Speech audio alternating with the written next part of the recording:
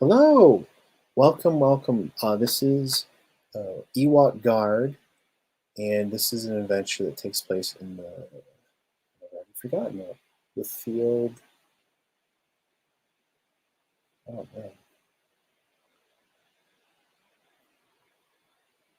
there we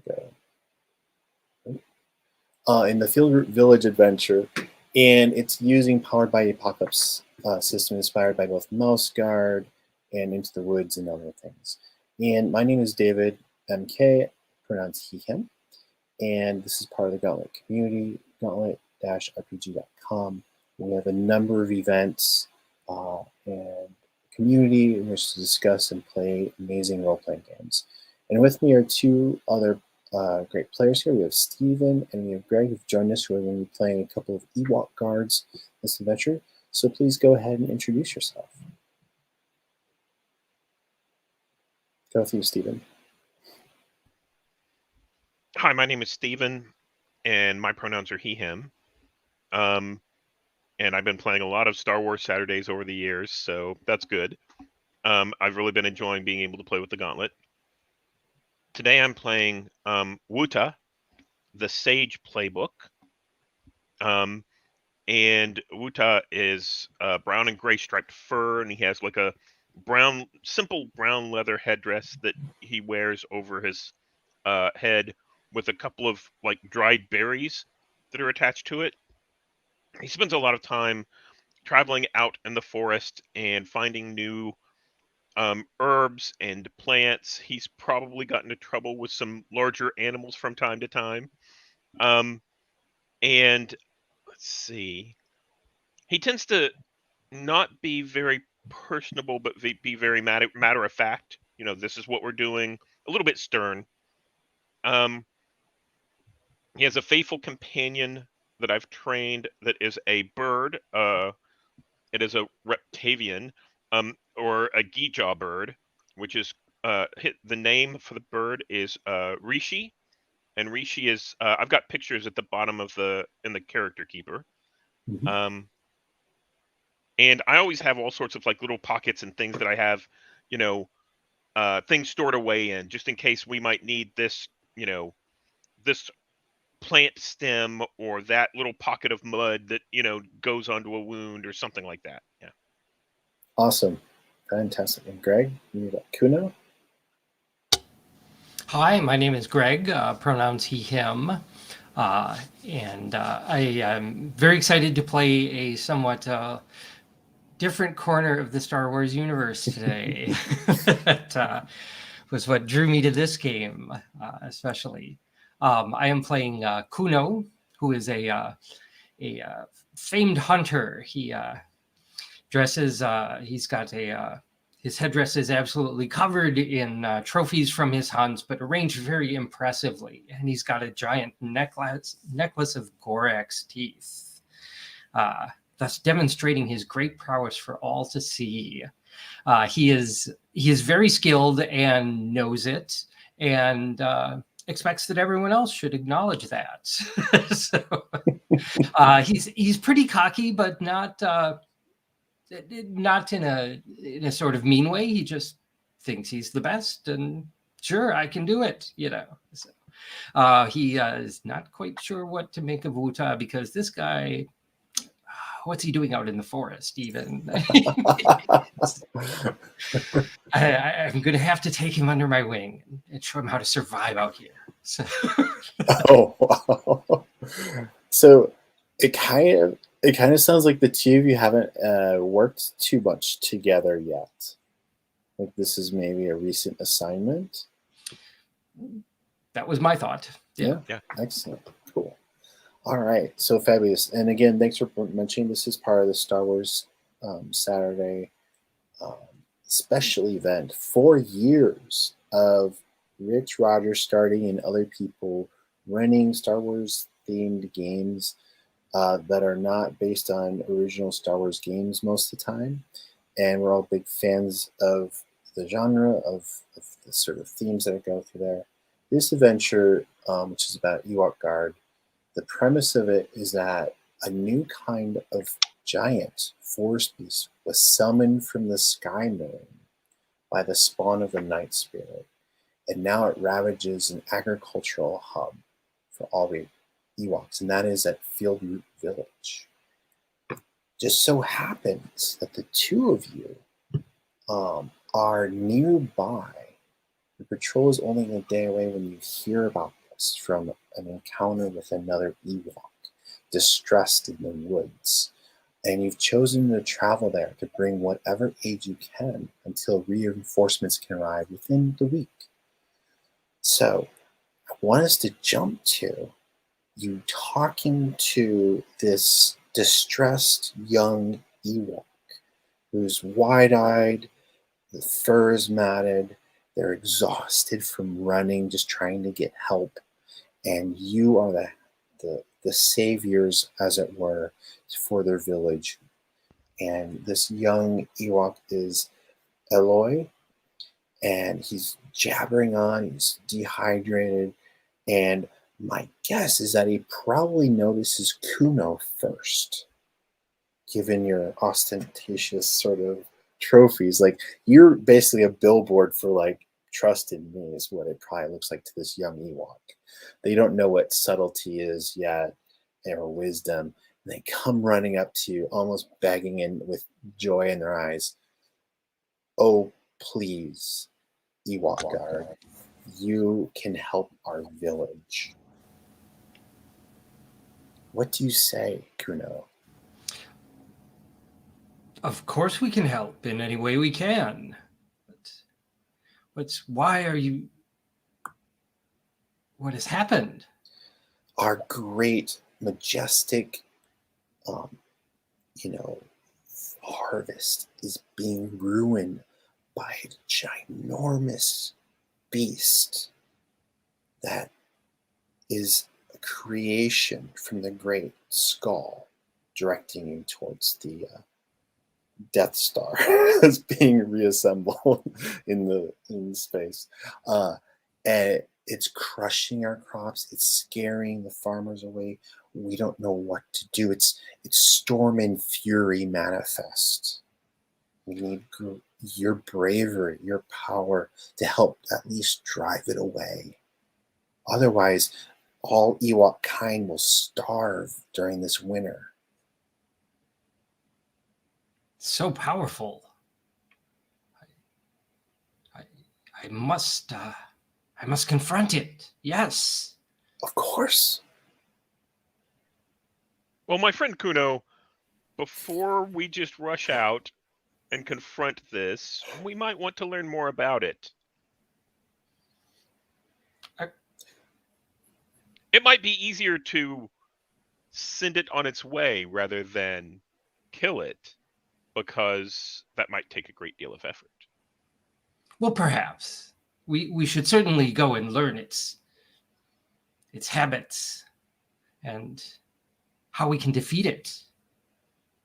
So is Wado or Wuta come forward enough to be distinct from the forest? Yes, okay. Absolutely. So Ila notices you and is like, feels like on the same page more with Kuno, but it's trying to like learn about wisdom and patience, but is still really exhausted, and would take Kuno's hand to kind of like, let's go back to the village, but is definitely deferring to the adults around it.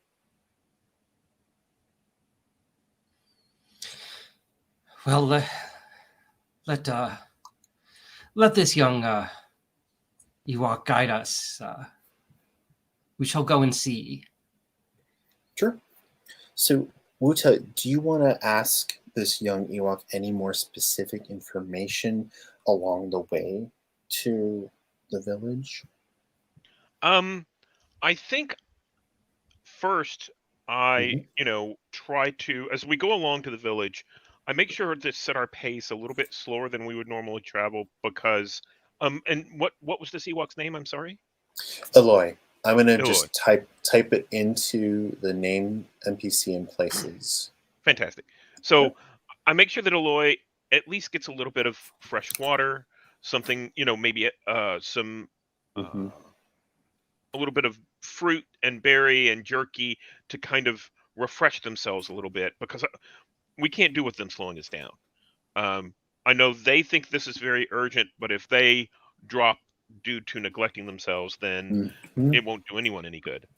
And I think after I see a little bit more energy get into Eloy's step, that's whenever I start to ask a few questions, like, Mm-hmm. um, and it starts out with, tell me more about your home. I say, you're from Fieldroot. I have a friend in Fieldroot named Mati. Do you know Mati? And Mm-hmm. hmm, Yes, of course I know Marty. Marty is a great, wise farmer and also produces at our harvest festivals an amazing mead that I'm looking forward to sampling for the first time this year. I have not had Mati's mead.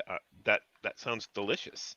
Um, and I've heard great tale of Fieldroot's festivals, and that sounds very, very good. It's something beyond what I've seen in the past. I might have to stop by and visit it one year. We we we were planned for a great harvest. We've been very blessed this year. Um, but you mentioned that there's a large what? How did you describe it, Eloy? It is a beast of storm and fury. It is half as tall as some of the old trees. And I think I started to say, I started to talk about things like, is it, you know, as tall as this raptor bird that, steals ponies, or is it, that, and when you say it's half as tall as old trees, it's like, is it made of the mountain? It's it is like stone in its covering. It is like the bones of a mountain woke up and walked angrily, and it Oh, shoots fire and lightning from its face. And when it walks, the earth shakes and rumble with anger. I think Wuta, kind of, you can, as they're walking through the forest, through the trails, Wuta stumbles a little bit and, you know, tells Kuno, did you hear that? We're sent to we're sent to battle a god. God, I was not prying on your conversation. I was intent on keeping us safe as we travel here. But As is correct. I mean, I have to say, both Eloy and I really appreciate your attentiveness to the animals that could attack us. We've run into many of these problems before, but Eloy said that the thing that is destroying their harvest, that is damaging them, their village, is like the bones of the mountain that stepped forward and then sprayed fire from its head and mouth. It is,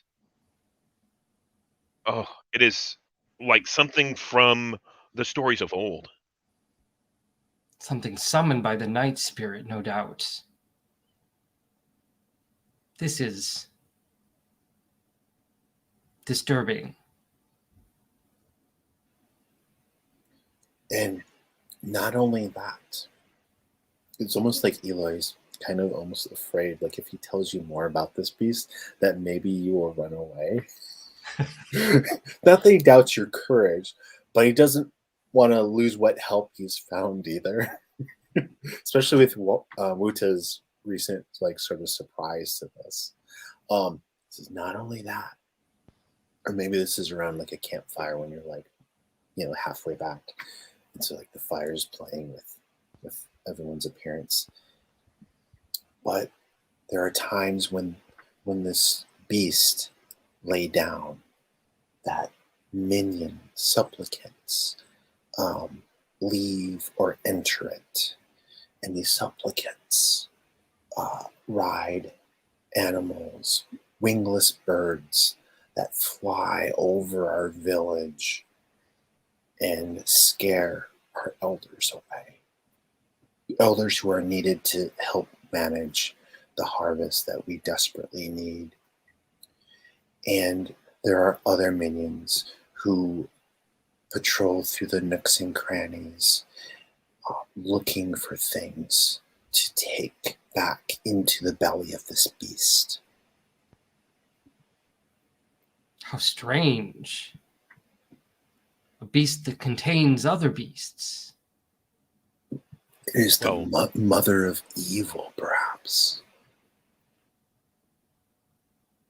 Well, perhaps if we can deal with these smaller beasts, perhaps that will weaken the larger one.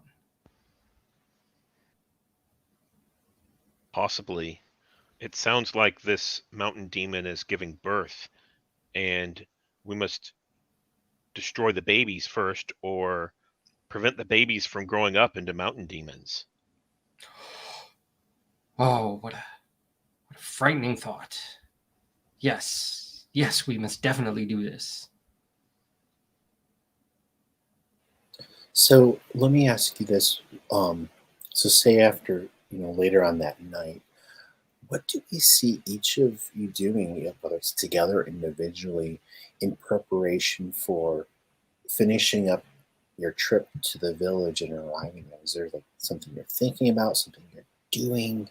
What do we see?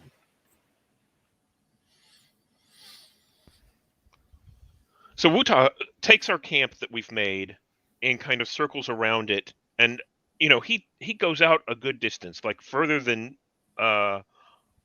earshot, in order to search for local herbs or something like that, something he's familiar with, to pick up and bring back and to replenish his stores. But at the same time, he's drawing, especially after hearing Eloy's story, he will stop at particular trees, and he will draw like a religious symbol or a rune on it, to ward off evil spirits, and then he'll set a little trap. Usually these are to prevent some of the local animals from stumbling upon him during the night and disturbing his rest. But in this case, he's setting like little traps to warn us if the mountain skeleton or its minions and babies come upon us. And he makes sure and tells everyone this is the safe way to go out. There are like noisemakers, in this area that will sound if you go that direction. Okay, so it sounds like protective wards Yeah. is kind of what you're doing there. Okay. Yeah. Perfect. And what about for Kuno? Kuno, I think, is preparing his weapons and practicing, just perhaps making some more arrows. He's got a small store of like flint that he is working on putting into arrowheads, and going out a bit and finding appropriate wood for the shafts. But if there's more than one thing, definitely we're going to need an arsenal here. So and finding stones he can throw, something. So I don't know, unless your playbook or something has a specific mood related to these. To me, it sounds like you're just sort of doing some things to be more prepared, right? Whether it's stocking up on supplies or being more alert to something that might come in the middle of the night. And Eloy is probably initially not wanting to rest, but then from the fatigue and then getting some water or food from you, just succumbs to it from just kind of just running all the way out here. So in the morning, one of the noisemakers goes off, and I don't know if it has distinctions, but okay, so it's basically an animal. Okay, so I don't know if that would make a difference in terms of how your alert was set up. No, no. So It's okay, intended for animals, so I don't know that I would know any difference. okay, okay. So and I think what makes sense because you have your animal companion is that it's another rishi. Yes. That is, I mean, an obvious observation might be that it is noticed that there's a rishi with you, and so it's checking it out. But that is the animal that awakens you from disturbing the perimeter. Um, and I'm just going to mention this: if you want to use it, you don't have to. The read other animals is an option, but this animal has definitely come into your space. So yeah, I think read other animals is a good move to do here because I have an affinity through Rishi Mhm. um to other Geejaw birds, and I think that I want to see if something has driven it out of its territory. Is this, I'm looking for what it can tell me Mhm. of the bigger story. I've learned that you can learn I found that you can learn a lot from the from the plants and animals in an area about what's going on. Mhm. Mhm.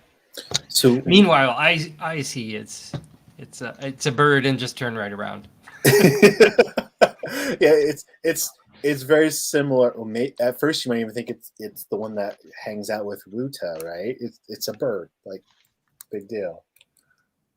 So what I'm going to do is I'm going to. I think I didn't do this before, so let me put this in here. I'm going to give us a roller. Okay, and so I'm just going to paste this into our private chat here in the window. And so there's a little 2d6 option near the top left corner. And you can make custom moves with your modifiers. I don't particularly care as long as you apply them to it. But we're going to have Wuta make the read other animals move. And read other animals is with wisdom. Okay. Mm-hmm. So I'll roll 2d6. I got snake eyes. Great way to start. Oh my, that is a. So you know what I get to say, right? Mark experience. Ah. That is a fantastic way. All right, so let me see here. Um,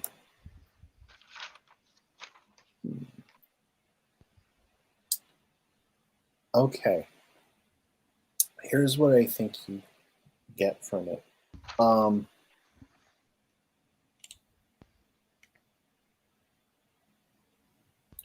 You get it has something in its beak, and it drops it within your inner circle, and it is sort of the remains piece of a headdress from your friend, the trader in the village that you're heading to, and it's charred around the edges, almost like a bad omen. And I think that I tried to get between Eloy and this headdress. Yeah, I think he's like putting like taking care of the fire. He's like doing the Yeah. young Ewok But I thing. think so I think that Mhm. as I pick up the headdress, I tuck it into a pack, and I think Eloy sees that. Ooh. And he's like, he knows that I'm trying to do this a little bit quietly, but he probably recognizes what that was. Yeah, there's probably like some sort of beadwork or something that's recognizable. Yeah. Yeah. And so he kind of gasps, you know, and maybe Kuno hears Eli respond to this. You don't see what Ruta's doing, but you hear Eli reacting a little bit of a shock. The campfire that's been he's taken care of, like making sure no embers are still alive.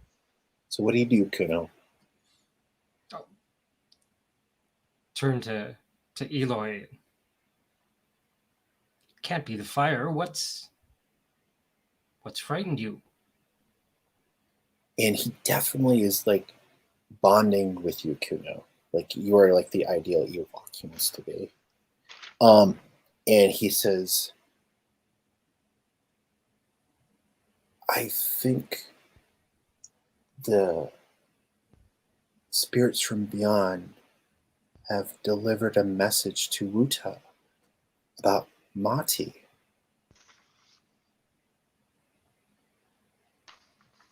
And it looks like he's trying to remain composed, to not break down. He must be strong. About Mati? What do you mean, a message? And he points at Wuta, like, talk to him. he's got the message.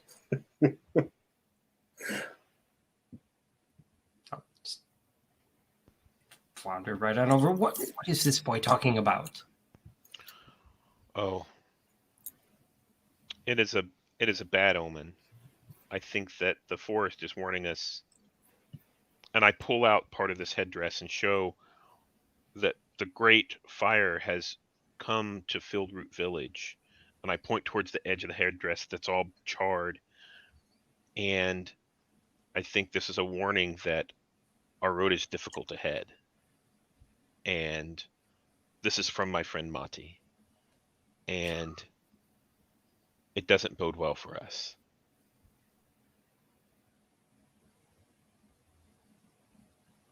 I'm glad we have someone as brave as you along.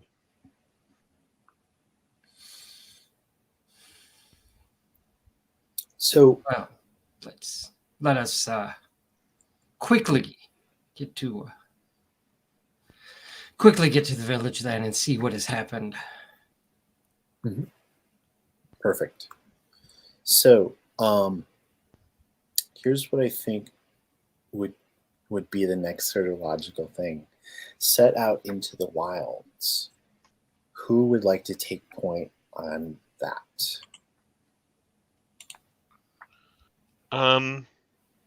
As I look at the move, mm-hmm.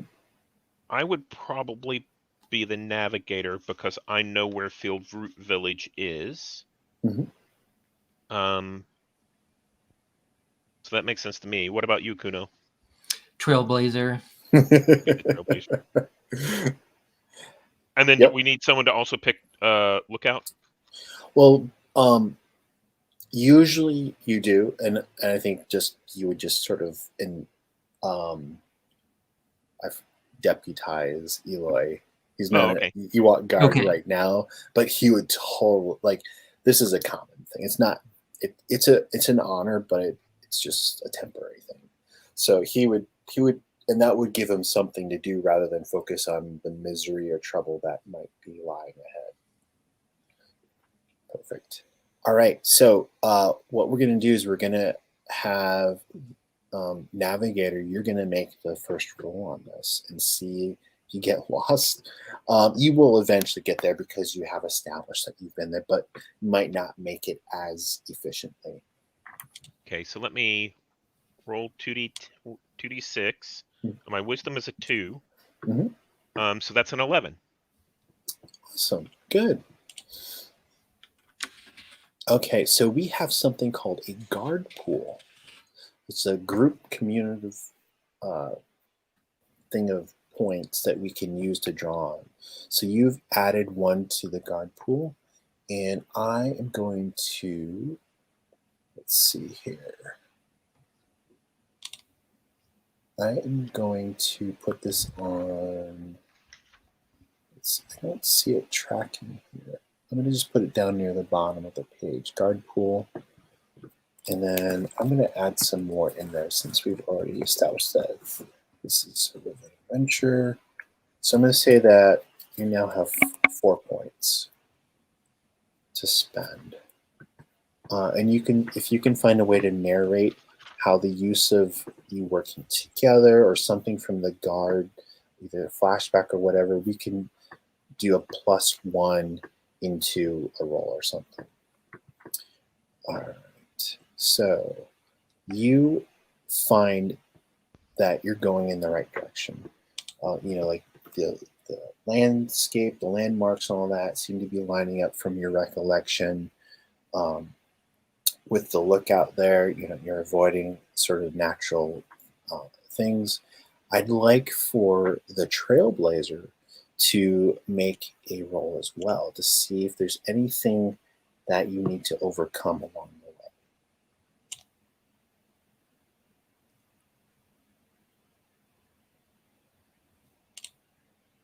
There we go. Oh, a 10. Excellent. Perfect. So any sort of obstacles you come across, you easily surmount. And I'm going to add another. So this segment of your journey goes very well. And then you get to the outskirts of the village. And what you come across is this sort of small crater. It's one of the first signs that there's something not right here.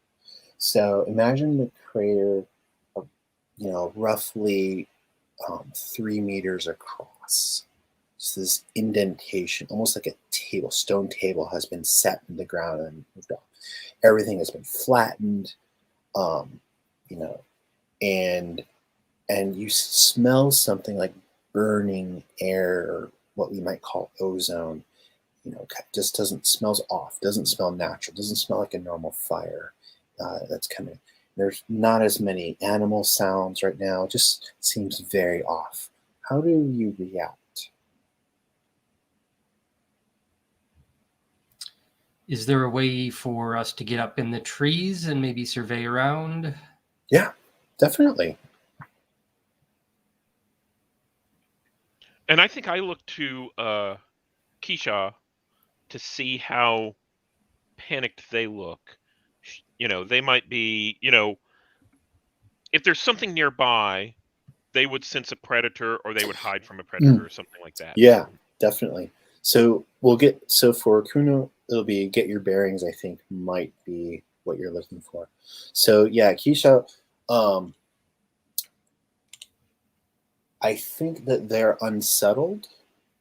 What do you think your companion does to kind of reduce anxiety? Dogs usually have this sort of like panting thing, right? Or a lot of animals yawn when they get anxious. What do we see from your animal companion when they're anxious? They actually burrow a little bit with their beak in the ground, Mhm. almost as if they're looking for, what's the right word? Soft dirt that they could crawl into. Okay, like safety, shelter. Yeah.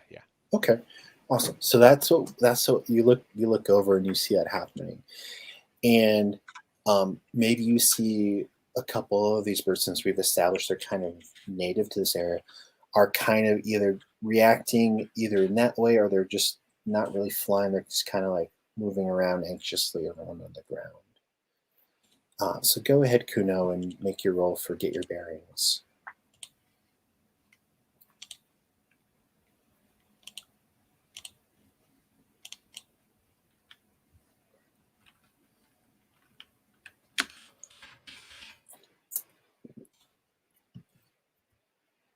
Two. A 4. Okay, no, that's great. Mark So experience. This is fine.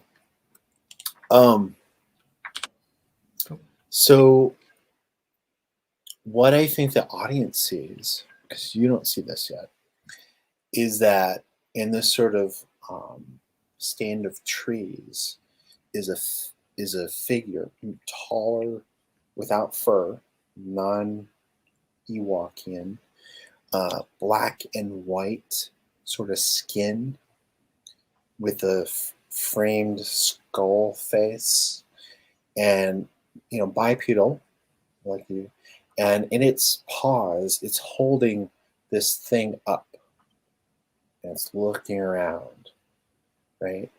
And on its side there seems to be some tools, and nearby is this strange animal or something that's sort of hovering off the ground, just sort of floating there, making this low purring noise.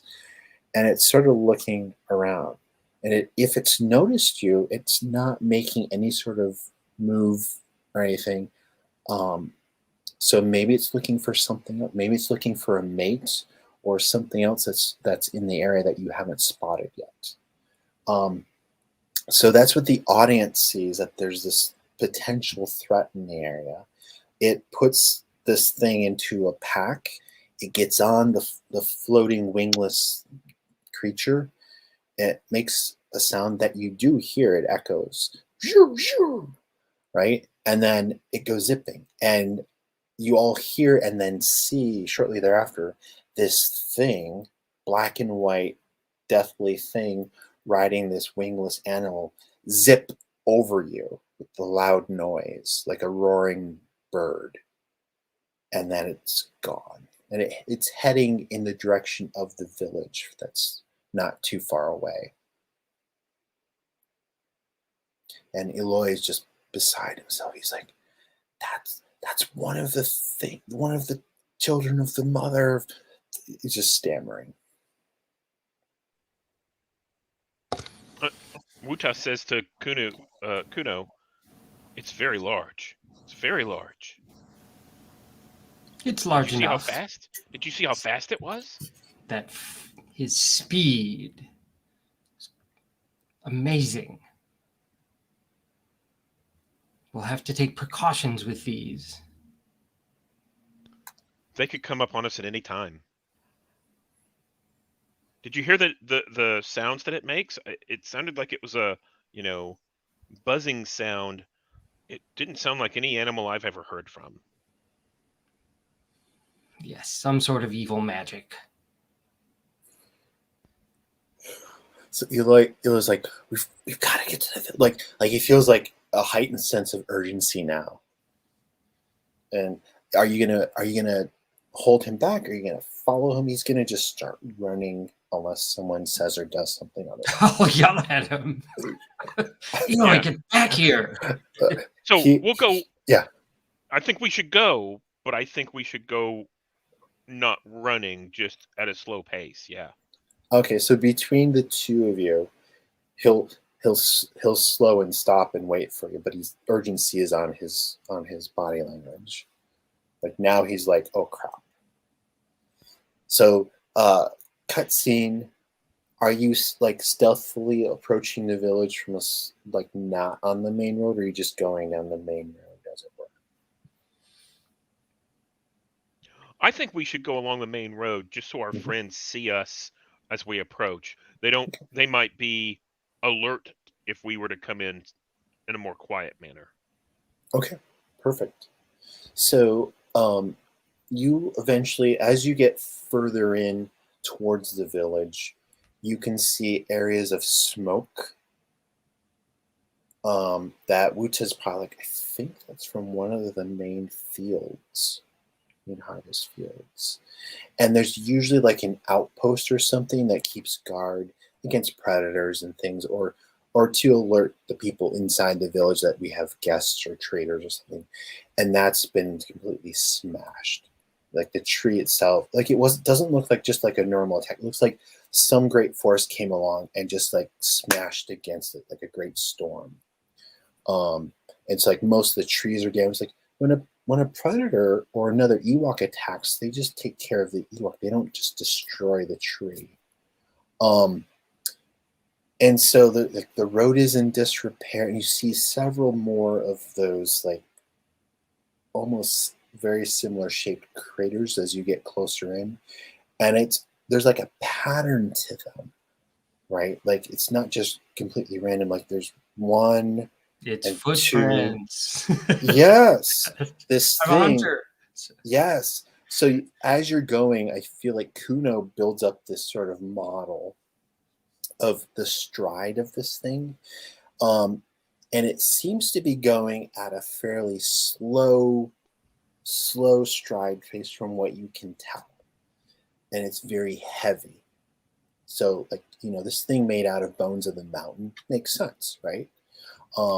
It doesn't have normal animal footprints. It has like a circular shape, and then like a thing in front, a thing on the side, on each side, and a thing in the back, almost like a toe, like in front, back, and sides on each one. And they look like the same kind. Like most animals, usually like the front and back are different. It's like the same shape. Like it's got the same kind of footing. And it's very regular and controlled. And as you get closer into the village, there's a lot of huts and things that are just kind of smashed or gone, like a typhoon or something. And then some of them, unfortunately, are in the debris from this thing stepping on it, as it were. You see a couple bedraggled Ewoks who are still kind of like in the area, maybe keeping an eye in case looting or something happens. Who knows? Um, and they see you, and their eyes are wide, and they got their spear and things. They don't come out to meet you because they don't know what to expect from you coming into the remains of this sort of frontage village area. You see towards the back and side around some trees that there's still some sort of structure things. Like it's like this main thoroughfare area was just sort of casually raised indiscriminately. And so like this would be like the main street area of this village. And it's just, just sort of like gone practically. And there's like those two Ewoks there just kind of watching you. And Eloy can't help himself, but he like calls out to them. He knows them. And they're like, Eloy, what are you doing with those strangers? And he's like, they're not strangers. They're here to help us. They're going to get rid of the great beast. They're guards from Ewok guards. And the two sort of older Ewoks, they don't quite believe him, but they want him to come away from you and to join them in this sort of makeshift sort of tent structure. And I think I greet them. I think we should all just walk right up. Yeah. And I tell them, I say, Eloy, your friend Eloy here has brought us to this place to help protect the rest of the village, Fieldroot Village. What news do you have of Mati? My friend Mati was here, and I would like to speak with him. And the two Ewok there, they look at each other with very worried faces and then back at you. It's like they don't want to say anything in front of Eloy. Like they want to talk above the child. Yeah. So I think I take that hint, and I'm like, can we speak with the elders of the village? Yeah, I'm gonna go into town and see if there's some food for you. And he wants to make sure anyone he left behind is okay, anyways. So that's fine. He'll go run off. And these two, they're up there in ages, probably 40-ish or so. And they're like, Madi was here when the beast came through, and it took him. It swallowed him whole into its belly.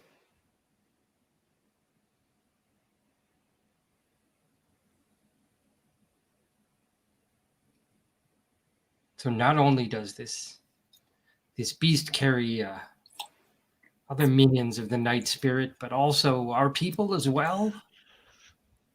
Mati and a few others who were around at that time, we haven't found much from them. We think the evil spirit took them and perhaps fed them to the beast. We do not know. We're praying that maybe they are just out in the woods, or that we can get them back. We don't know. But now that you're here from the Ewok Guard, perhaps you can deliver Mati and the others back to us.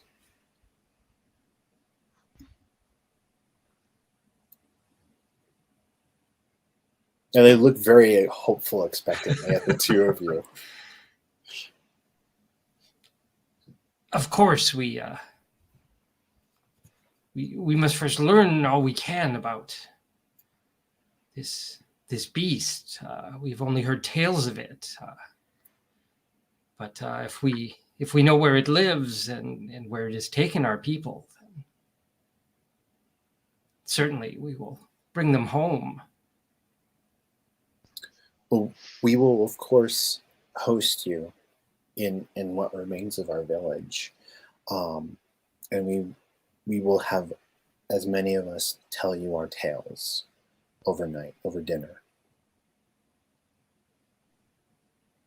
Has anyone tried to track the beast back to its lair? The one who hasn't been talking as much kind of pipes up, yes. The chief's young brother went off and hasn't been heard from since. And we are hesitant to send any others. Okay. We are a strong and proud and capable town, but we do not have as many trackers perhaps as we would like. And so we are grateful that the great forest has sent us 2 capable guard who perhaps could help us in this time.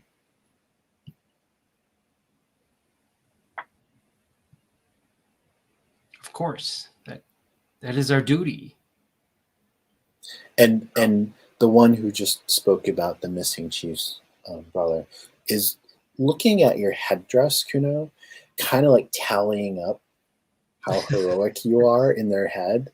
Like, yeah, this might be good. And they're not cognizant enough perhaps to read Wuta on their capabilities, but there's chances are there's probably someone in the village who would do that if you go in and mingle. But yeah, you've impressed at least one of them here, Kuno. I always do. Well, yeah, exactly. Right. So any other questions with these 2 young elders? I think no. If we Yeah. get more information out of anyone who's left, that sounds like a good plan. Sure. Just a moment here. My wife had hand surgery, so she's asking me to open stuff for her, and I don't have good hand strength. And this cap doesn't have much to grip on. I'm sorry, I can't. You're gonna need a wrench. Okay. Something that has grip to it. Okay. All right. Back to reality. So I think we cut screen. And do you mind if we just jump to the dinner? No, that sounds good. Okay. Yeah. So you're in this sort of this hall area, and Wuta's probably been here before, and this is where they would normally host the great feasts for the festivals and things. And so there's probably a few people that he remembers from the last time he was here. There's some new faces, and they don't have a lot of food, but they do provide really good food. It's like a small dish category here to both of you and to Eli. And there's a number of people sort of assembled at this table area who are willing to give testimonials of what they've experienced and information about this beast and the other things going on, as well as to just learn more news about what's going on in the larger Ewok community. And that's part of the trading of stories and things. And some of them, some of the people would definitely be giving you small gifts and tokens of appreciation as well.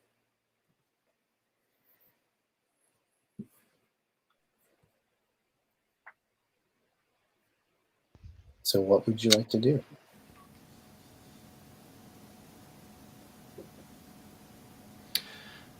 I think first just hear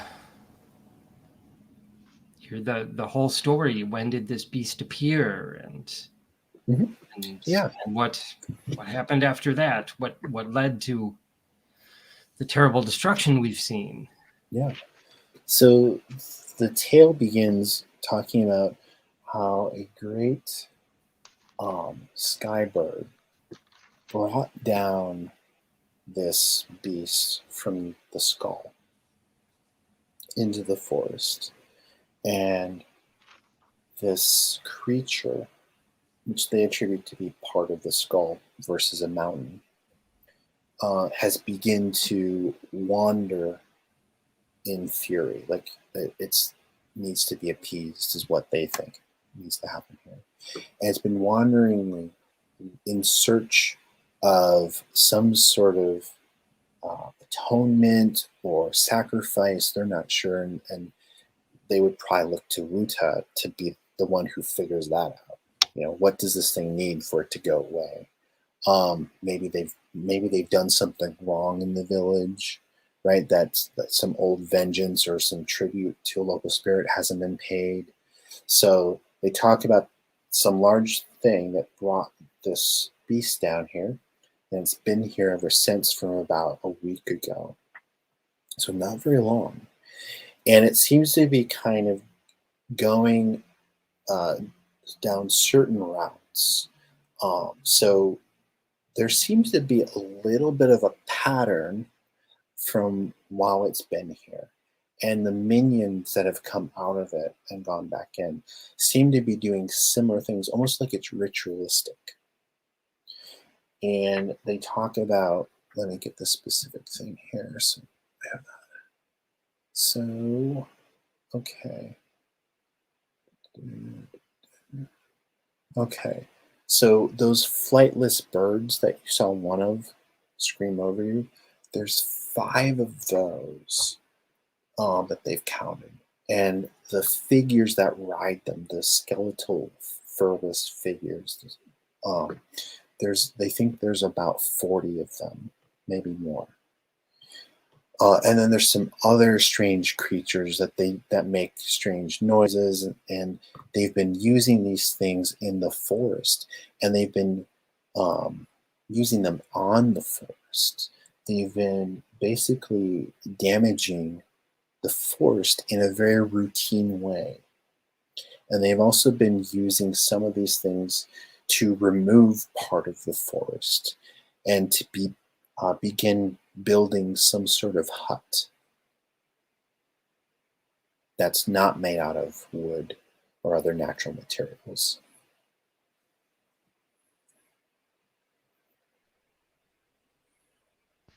I think I confer with Kuno. You know, what do you think about this?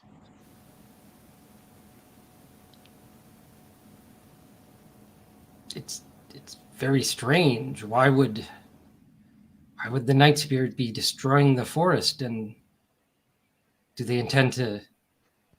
Or does it intend to build a hut here and birth more monsters?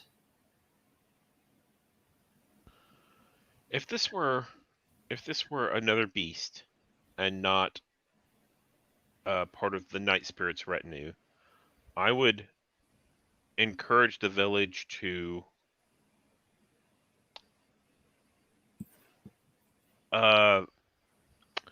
move out of the way of the beast, or encourage the beast to find an easier path. Meaning, maybe we could make the terrain difficult for this beast to walk uphill, or something like that. However, in this case, since this is from the Night Spirit, it almost seems as if the great tree needs to drive, is telling us that we need to drive the Night Spirit from these lands. This Night Spirit is doing crazy things like hurting trees and growing its own hut, and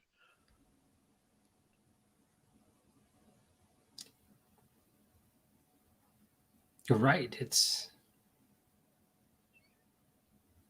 wrong. Even for the Night Spirit, it's wrong.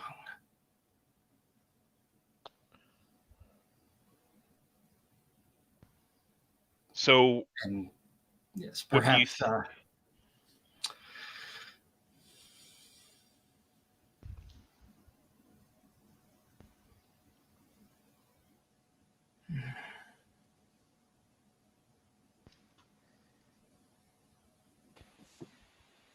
So are the two of you privately conferring to the side? I think so. I think Okay. we've kind of gone off to the side. We're talking about things, and ways that we can protect the village, and ways that, how we would actually confront the beast. Mhm. And I hate to say this, but I think that a direct confrontation is our best way. If this were a giant beast that was 2 or 3 times our size, then the two of us, I think, could easily handle it. But with something that's the size of the trees,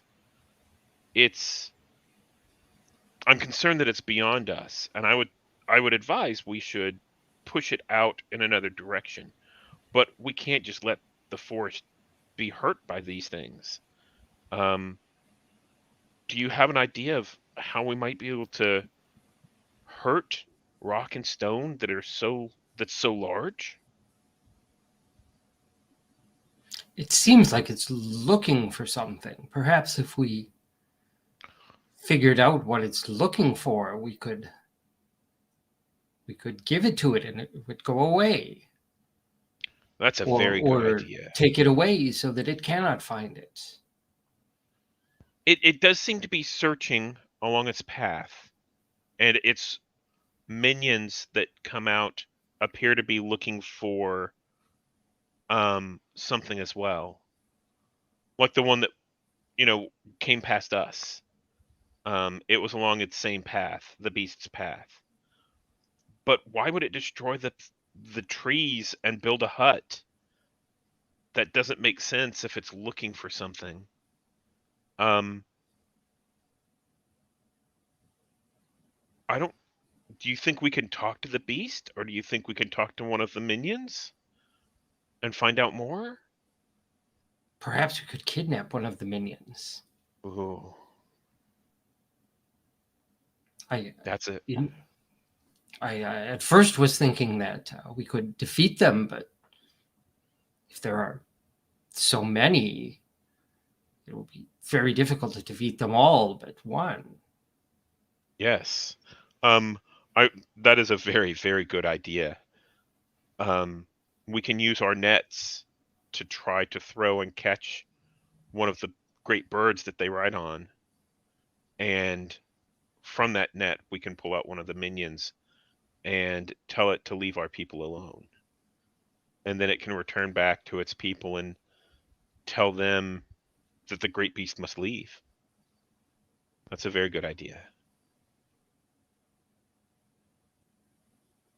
So I feel like as you're like maybe concluding your talk outside this hall, you're hearing people getting, there's drink being passed around, last year's mead, they're like celebrating, like, and, they believe that you will find your friend who traded here and return him.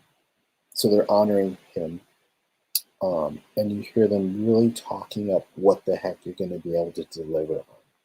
Eloy is at the front of this because he spent time with both of you, and like maybe it's intentional, maybe it's just enthusiasm, maybe because he's gotten mead for the first time. But Kuno and Ruta, you are great. You're the greatest of the Ewok guard. And that when you come back towards the hall, the crowd is really on a high, believing that you can solve this problem. So do we basically cut to? Are you doing this tonight? This preparation? Or are you going to wait till the morning after you get some rest? I think I'd like to talk to them and find out more from the villagers about when the regular pattern happens, because that would be our best time. They know the most about the way that the beast and its minions travel. Yeah.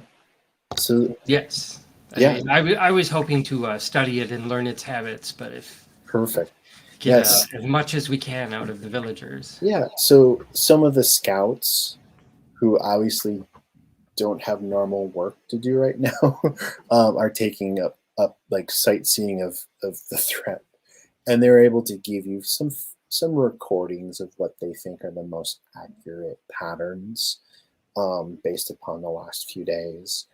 So you've got some intel definitely that you can work with, and some locations of where the sightings have been most frequent, and So I think you've got a fair amount of information to judge where and when the great beast might be, as well as some of the smaller actors that seem to have somewhat of a pattern going on. Mm-hmm.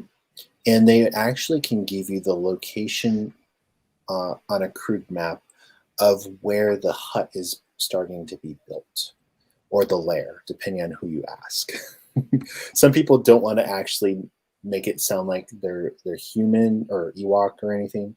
Others are trying to treat them as like wild animals. So lair or hut. Mm-hmm.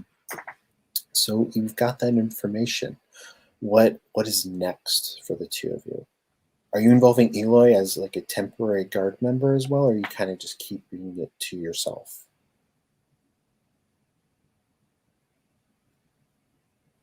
I don't think I would want to necessarily put Eloy into danger. He seems a bit young and unseasoned. Sure. I do. I won't encourage him, but so I feel like the chief, the recent chief here, would want to talk with both of you personally. Are either of you avoiding this, or is it okay? No. Okay. So Chief Ilaga, she will come over and personally thank you both for coming to the aid of the village. And she seems more tempered in expectations. And I feel like Ruta, you maybe have met her when she was younger. And she kind of gives you Ruta this appraising look, and she says to you, "Oh, you have certainly grown in wisdom." The Great Forest teaches those of us who are young, and it has chosen to impart upon me more of its knowledge. Um, but it takes all kinds to solve problems here in the forest, and I think it's fortunate that your messenger Eloy was able to find both Kuno and myself. This is this is a great disturbance. It is a great disturbance. And perhaps when this has passed, you can share more of your wisdom with me over some drink. She's inviting you out on a date, effectively. Certainly. But you must understand that we must first rid the beast from these lands, because neither of us should rest well before that. I understand. Whatever you need, please let me know, and I will see what I can do to make it happen. So I think as a gesture of goodwill, I think that Kuno and I should discuss our plans with Chief Ilyaga and basically say we'll need a net. We will go out into this area. Ooh. Ewoks have gliders, don't they? They do. Yes, so that's another option. So basically, we'll need a net. We're going to catch one of the skeleton birds, and we want to talk to it and find out more. Sure. So those are the kinds of things we will need. But we will be certain not to threaten the village with this. That the skeleton bird will not be able to follow us back here. However, we hope that after talking to it, we can find out what the beast is looking for and help it move on.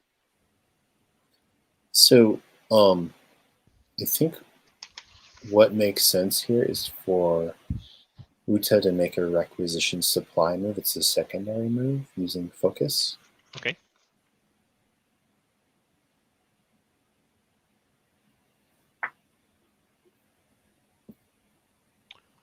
Okay. I'm going to tell Ilyaga. I am used to the lore of the forest. I'm not used to the capture and killing of beasts. Mhm.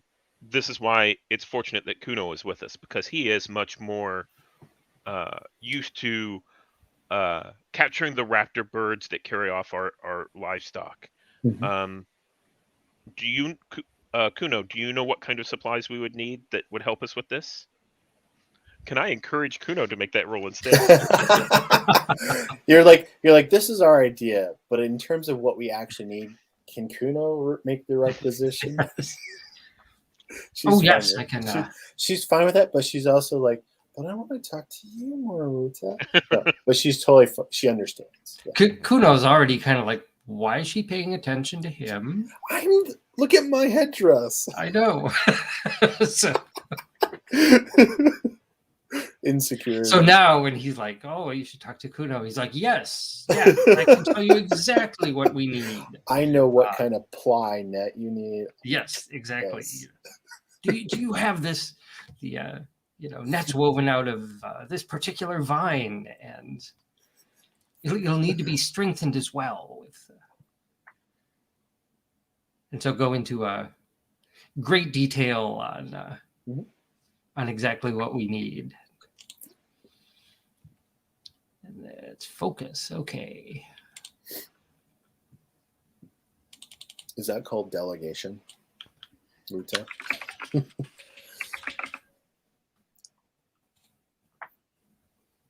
Oh. Okay. Let's see what the results are. I think the chief doesn't like me very much. Oh, is there a way for me to help? There is a helping move. Let's read Okay. it, because in my head I have the helping move from a different game. Okay. Let's see. It says when you help out another character after they've rolled, say how you're helping, and then either spend one from the guard pool or roll one plus courage. Yeah. On a hit, they add one to their roll. On a 7 to 9, you expose yourself to fire, danger, or retribution or cost. So we have a fair amount of large card. Yeah. So that just seems to be like the easy answer. Like, yeah, so let's do that. Yeah. I'll spend Yeah. one for the guard pool, and basically, the way that this looks on screen is I sense some of Ilyaga's hesitancy in dealing with Kuno. because she doesn't know him. Right. And I think I come up and I actually put my arms around both of them, Uh-huh. and I say, we are friends and we appreciate all that you can give us. Yeah. Nice. Snuggle closer to her, probably. I think that's awesome. So now she trusts Kuno more, and is going to get you what you need. So you're going to have a very useful net. And if there's like a few other things that you think would be appropriate in the fiction, that's not a problem either. So I feel like, given your original plan to snare one of these minions on these birds or something, I think your plan is also flexible enough that you can use this net on probably 2 or 3 other separate minions not on one of these birds, if that's what you need to move to. Is there anything else you can think of right now that would be relevant to this plan? No? Okay. So you have the pattern, you have the trails, you have the locations, you have the net. Who's going to implement this? Are you dividing up your forces, or are you going to do this together as a team? Are you going to work with some other Ewoks in the village to help do some of this?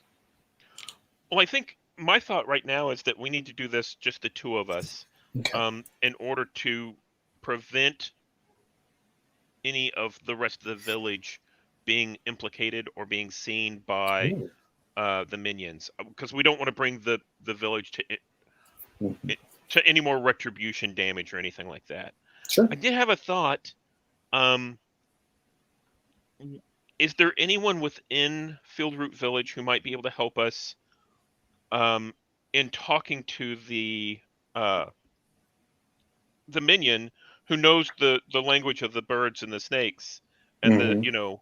because I know how to interpret some of them, but if you have someone who's more experienced with that, that might help talk to the night spirits minions. Right. So, just as a FYI, any Ewok can attempt to deal with the night spirit, Hmm.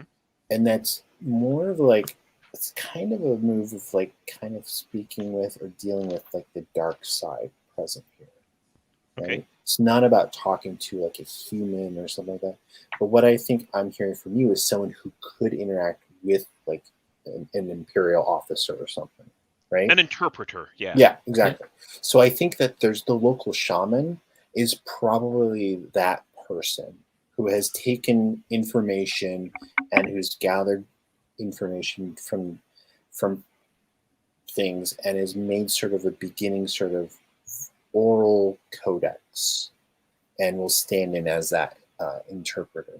So let me add them onto this sheet and we'll call them, let's see, shaman.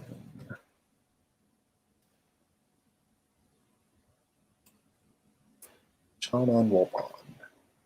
So this shaman, she is the one who is brought forth to assist. Now, do you need them with you on the mission so that if it happens right away, you've got someone there, or are you just planning to tap the shaman by bringing them out into the woods after you captured someone?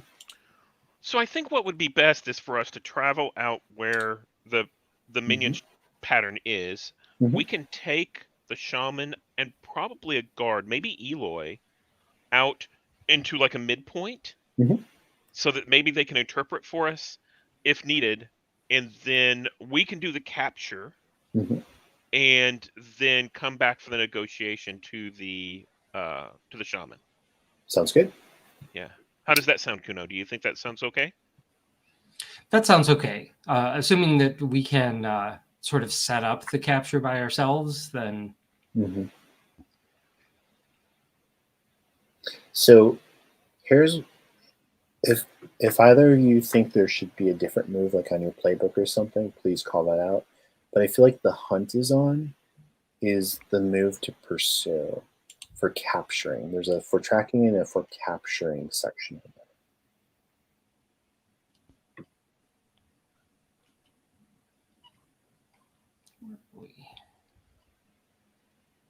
uh, And that would be with focus.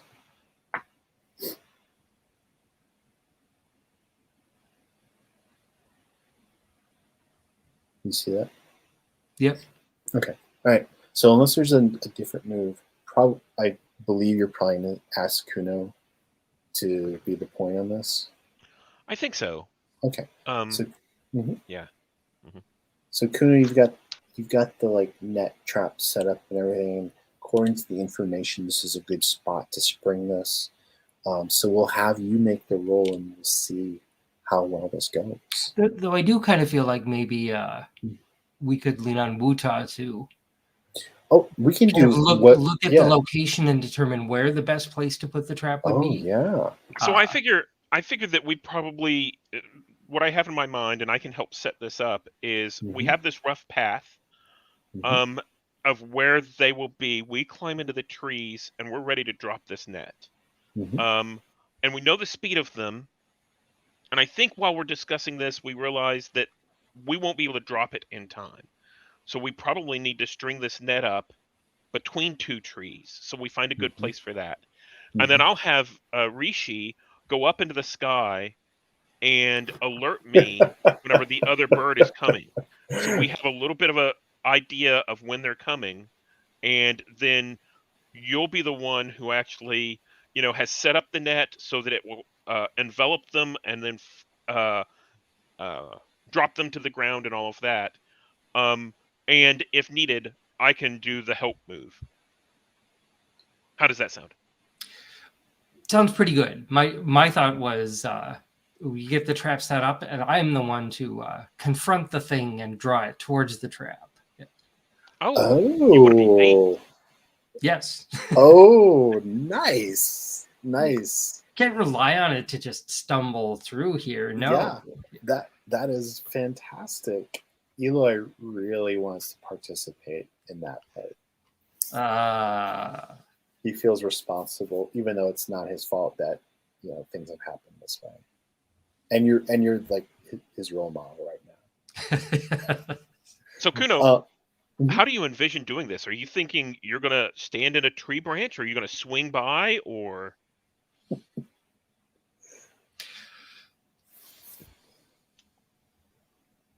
Should we request one of those gliders so you can glide in front of it, or, what do you think?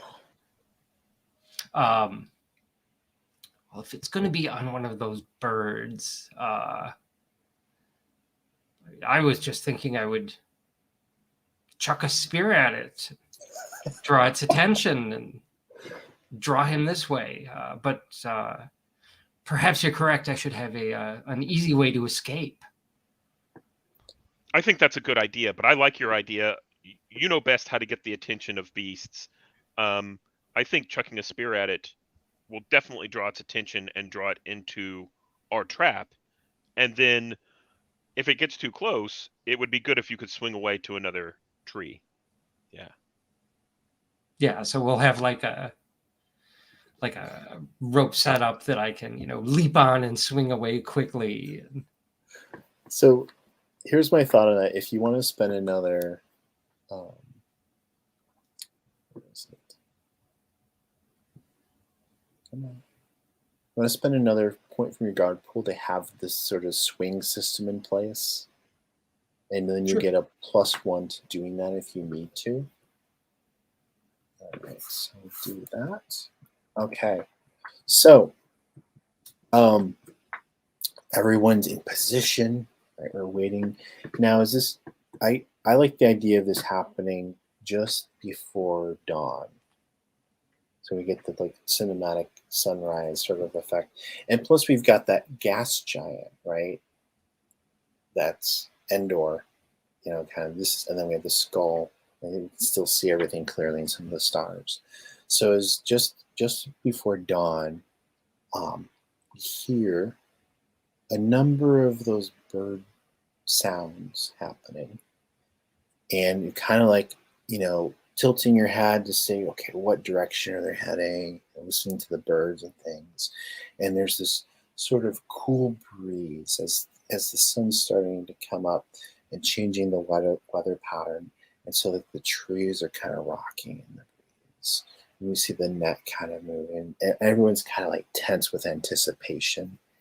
And the shaman is going over their notes in their head about the information they have. And then we hear one of these things getting louder, getting closer. You can kind of see some of the brush and things move as it's whipping by. And one of these birds with a rider on it is heading in your direction, Kuno. What are you going to do? Chuck a spear at it. All right. Strike at an enemy? Sure. Are you actually intending to strike it? Yes. I will try and actually hit it, although not something to kill it, like take out its leg or something, or the bird it's riding on. Yeah, there are options. As a trained warrior, that there are options. The spear is just a tool. Yeah. So, okay, you're going to roll plus focus to strike at an enemy.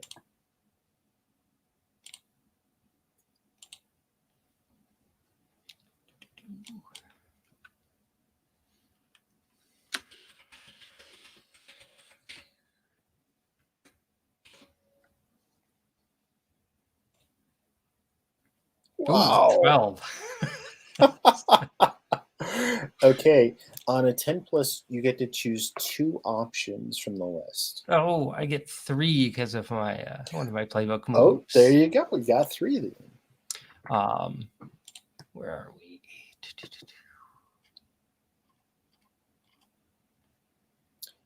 So normally in this situation, you would trade blows. I don't see that as a possibility given what you're doing. So don't worry about that in this situation.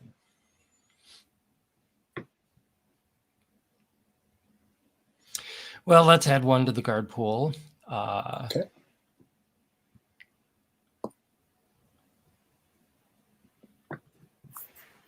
Done.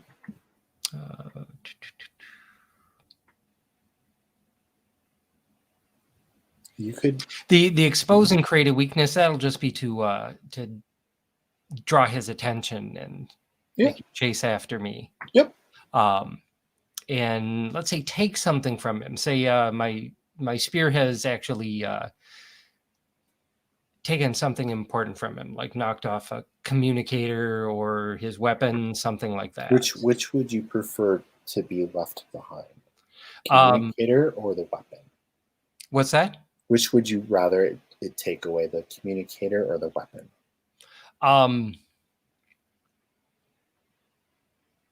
The communicator, because we want to isolate it. Sure. So you knock the communication device off of him to a spot that you can retrieve. Okay, and definitely heads towards the trap. So who's going to then spring the trap? I can spring the trap. All right. I'm going to be bad at it, but let's see what that looks like. Let's do it. Yeah. Okay, so that is strike. No, that is the hunt is hunt on, is I think. Yep, for capture. Yep. Okay, so let's roll that. I got a 4. Ooh. Yep. So, do we want to keep that, or do we want to see if someone else can help Lieutenant with this? At a 4, it would take 3 to get there. Mm-hmm. Is there a way to get 3 help? Let's see. Probably not in this situation. Yeah. So mark experience, and probably. So let's see. What do you think it looks like that this doesn't go off as planned? I'm going to say that the net does catch the thing. And instead of it being a controlled capture, my suggestion is that it rips free from the trees and goes spiraling out of control. Does that take you with it? That was kind of my thought, is that he's trapped in the net, but still moving. And yeah, I agree. And I think that it takes, I'm there next to the net, and I think what we see on camera is like, it all looks like it worked perfectly. And then I look down and the net rips free because of the momentum from the device. And I look down and part of the end of the net rigging is wrapped around my leg. And we hear this squeal as I get pulled along with the net, along with the rest of it. And I'm there in the net with the bird and the skeleton. Yeah. So here's what I'm thinking, given that this was 6-, is that the guy is still on the thing, the net, and you are. So it's basically this careening bird speeder flying off into the woods away from everyone.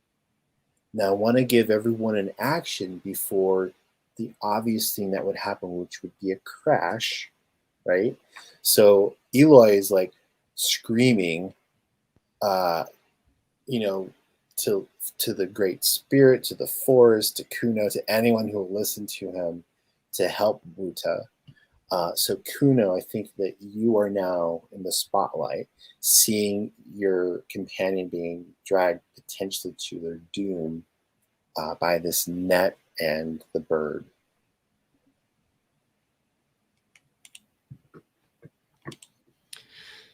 Yeah, so head after them, and you've got that swinging thing set up, right? Okay. So will that take me in the correct direction? Yes. Okay. So we can make it happen. It. My plan is to jump on the. So instead of escaping from your thing going wrong, you can use that to potentially get in the right direction. Does that make sense? Yep. Okay. Nice. So I plan to use that to sort of swing out and drop right on top of him if I can do it. Okay. to me, this sounds like do something dangerous, and you have a +1 for having this system in place. Okay.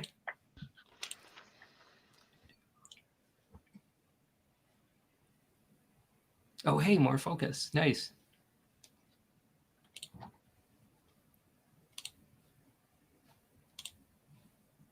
where is it? There it is.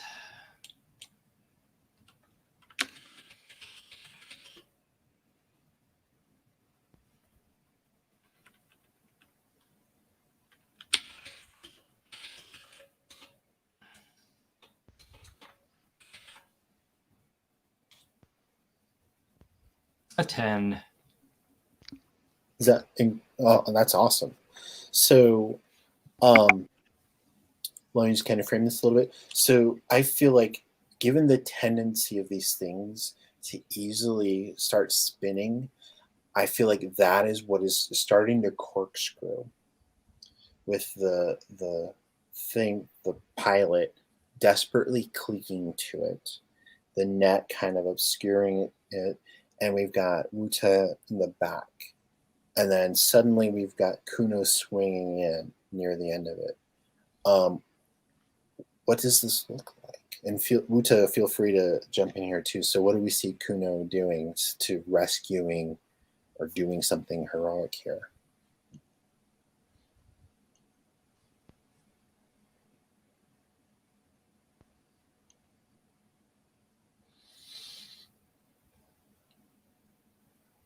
Well, like my first thought is to sort of drop down onto the net itself and maybe free Wuta at least. But Oh, I'm wow. still while I'm still hanging onto the net, free Wuta.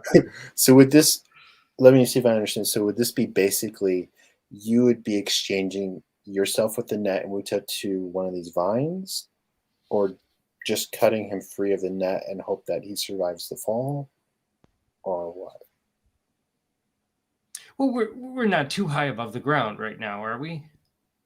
No, you're not. You're no, like 10 feet ish.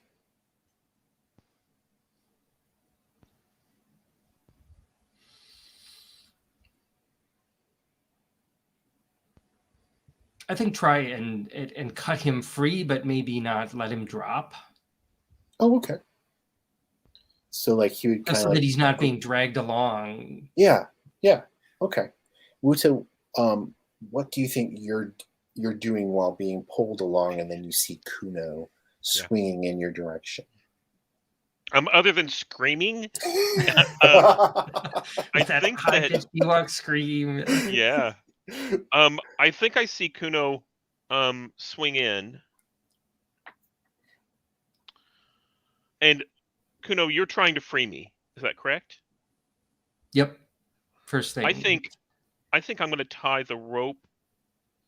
As you swing in, I'm going to try and hook the rope that Kuno is on into the net, so that the two of us can drop to the soft forest floor, and then all that'll be left is the speeder bike, tied to this thing, and hopefully it'll zoom around the tree. So are you anticipating to, with the net, mm-hmm. pull the driver, the pilot, off of it as you're doing this to keep them to talk to, or just let them go with the speeder? My thought was to just let them go with the speeder, because I don't know that I'm thinking that clearly right now. It's just, get out and keep a hold of the speeder if we can. Sure. And Kuno, what are you thinking? I know the first order operation is to save Wuta, but are you thinking something more about the hunt here, or just? Yeah, I was thinking once I get a hold of the net, then as we go past a nearby tree or something, I can swing out a spear or an axe and try and stop this thing. It's pulling quite strongly, but I think I'm strong enough.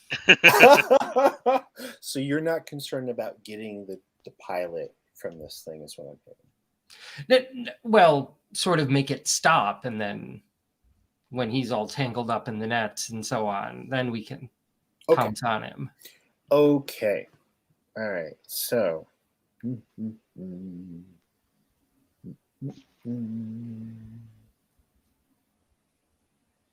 right. So what I think makes sense here is trusting your instincts for both of you.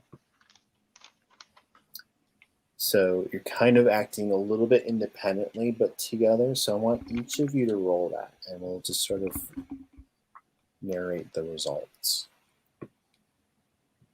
But Kuno, you definitely are in position to do what you want from your last roll. And do you care who goes first? No, we'll just figure out. Why from don't the you go results. first, Kuno? Okay.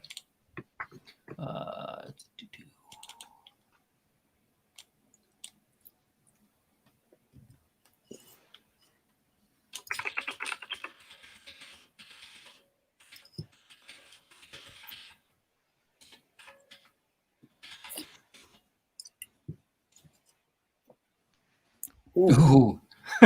Ooh. Ooh. Okay. Yeah. So Can mark experience on that. All right, and then I guess I learned nothing new. you learn what not to do in a similar experience for next time. So I have a +1 in nature, so I'll roll 2d6. Mhm. And I got a 3, +1 is 4. So that goes awfully. But I advance. Oh, by the way, the character sheet had started with a couple of experience already. Correct. So Is that right? We're keeping, because in a one shot you often don't get to advance, and I like to at least offer that up. Yep. So, yep. So okay, this is not going well for either of you. And so I figure like there's just people are in each other's way, and the netting and the speeder pilot looks back and sees these two creatures. He's got a net, like there's this whole like weird exchange of confusion, and the bike is just careening out of control. And I think what we see from an audience point of view is we're here and we see the bike with everyone on just go past, and then we hear an explosion. And then we jump back to the site. There's smoke. Like we see Eloy and everyone else's reaction, like, oh no, the evil spirit has claimed them. And I do think harm is appropriate this instance. Okay. Let me see here. Let's go here. So I'm thinking 2 harm for each of you. Basically, I feel like the crash was so wild that it probably threw both of you off wildly, like into some trees and brush. So you're banged up, but you're not in immediate danger of dying. It's just bad. And the pilot too is also been thrown off, but they're caught up in the mess of brush with the net. They're very slowly, because they're kind of banged up too, trying to get out of it. So no one perished from the crash. The minion's weapon has been thrown far away. They are confused and banged up. So let's take a look. Who has... So Kuno, you have the highest focus. You're the most alert after this. What do you do first? You hear Ewoks yelling in the distance. They're running towards the crash. But what are you doing, knowing that you've been thrown free of this evil bird?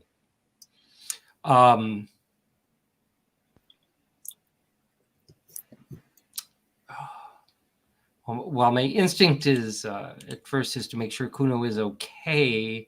I think I will jump on. See if I can take down the minions, like try and jump on him and choke him or something. Say I have a length of rope and yeah.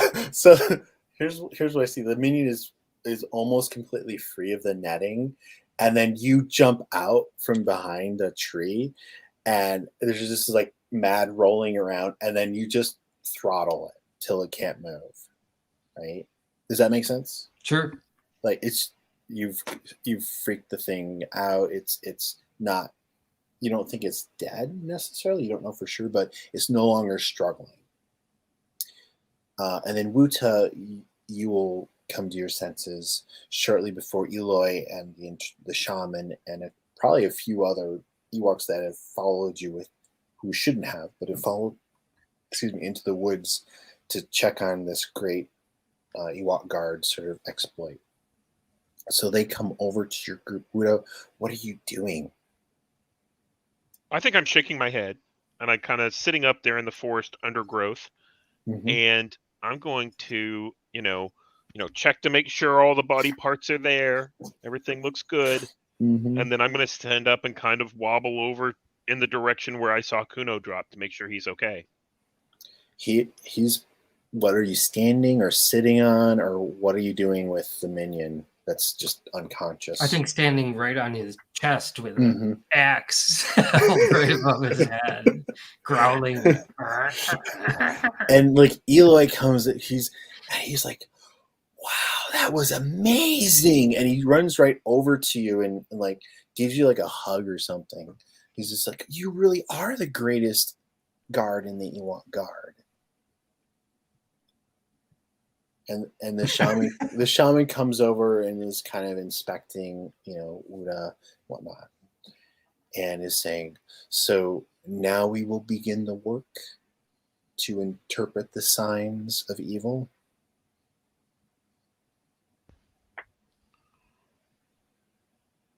So the thing isn't moving, right? Correct. It's not moved still. So yeah, time to start. Maybe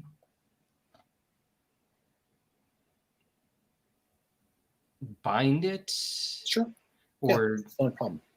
And kind of start poking at its clothing. We don't know it's that, but yeah, it seems to have like a skin on it. It has like an exoskeleton or carapace, like insects often do. Right? So it's pretty noticeable that this material on the outside moves when you move it. It's not like its own direct skin, like there's something under it. Are you going to examine that, or are you going to just not worry about that?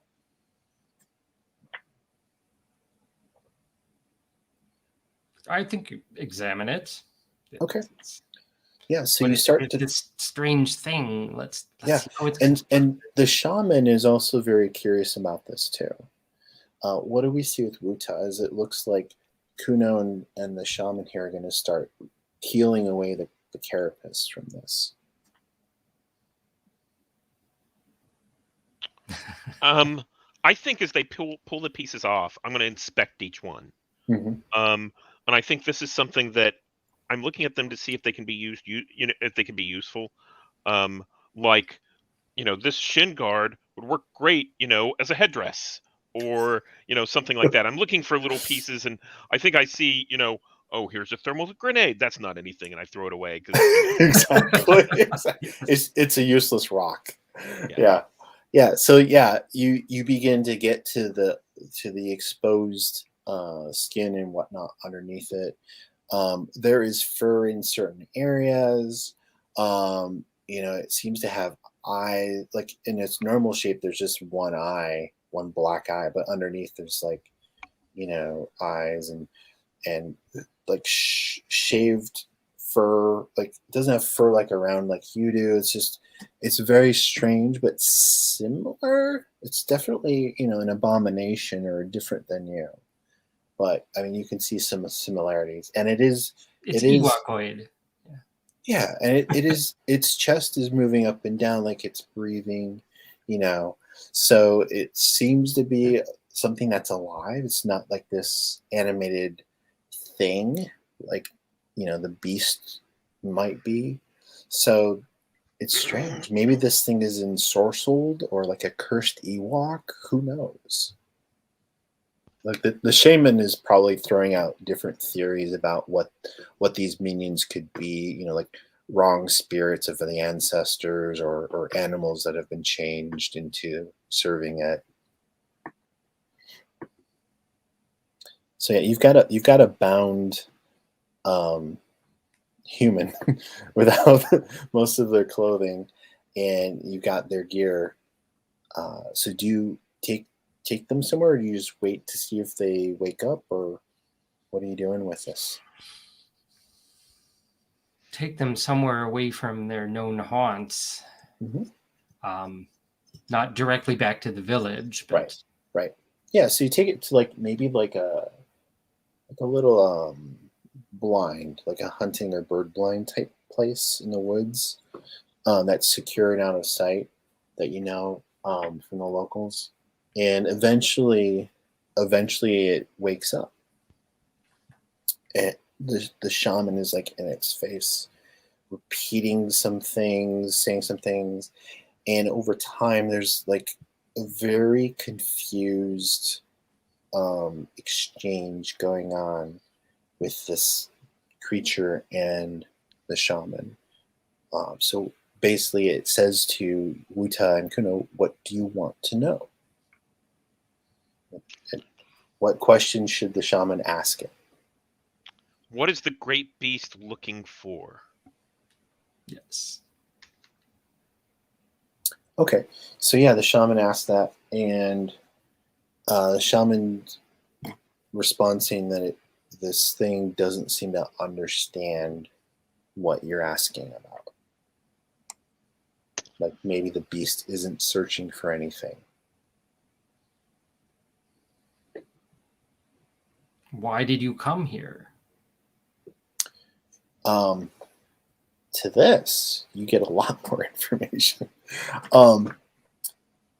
Something to the effect that there is a purpose, a plan. I'm trying to think about the equivalent of what that might be for you. That there is a purpose for this thing and these minions to be here because they're preparing for something eventually to happen. And so they are preparing the space, and they are training. They are practicing and training for this plan later. So kind of like when you think about in the guard, you do maneuvers and things in your training. That's kind of what it sounds like. I have a question, which is, what would it take? How can we get you to leave the village and the forest alone? This is a lonely, private in the Empire. So probably the response would be that they need to be ordered to leave by their superiors. And then the shaman is trying to find out who is the decision maker, because just the officer isn't good enough. So eventually they get to translated to as the supreme chieftain who dwells in the skull moon. But they would have to change their mind about what's going on here.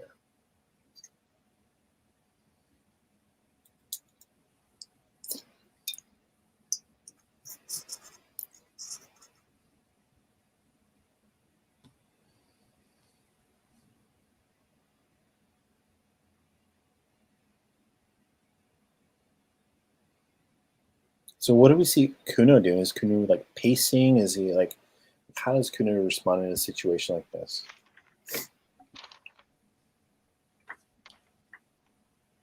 I sort of pictured him standing right over the guy with the spear the whole time, just going to answer our questions. And I feel like Eloy's kind of mimicking you, but he's not standing there.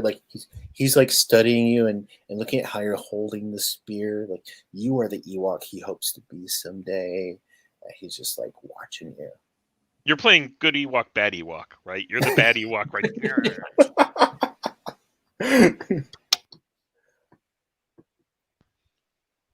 So yeah, the shaman is looking to Wuta to say any other questions. I have no idea. We how would like to Yeah, like go to talk to your great chieftain. So the shaman asks this thing that question, and the creature, however you want to interpret this, laughs like in astonishment that that's something that could even be done, and then just kind of says something, and the shaman thinks about how to interpret that. Says that if I have read this one's sounds correctly, we would need to convince the night spirit to intervene and command the chieftain to relinquish their desires here.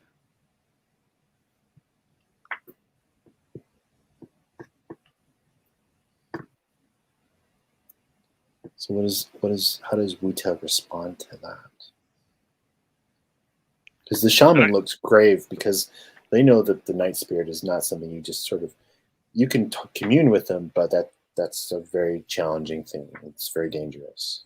So I think that Wuta turns to Kuno and says, "It sounds like we have two fights. One fight with the beast itself, and a second fight with the night spirit." And kind of shakes his head and says, "I don't know what other information, Kuno. What other information should we try to get from this person?"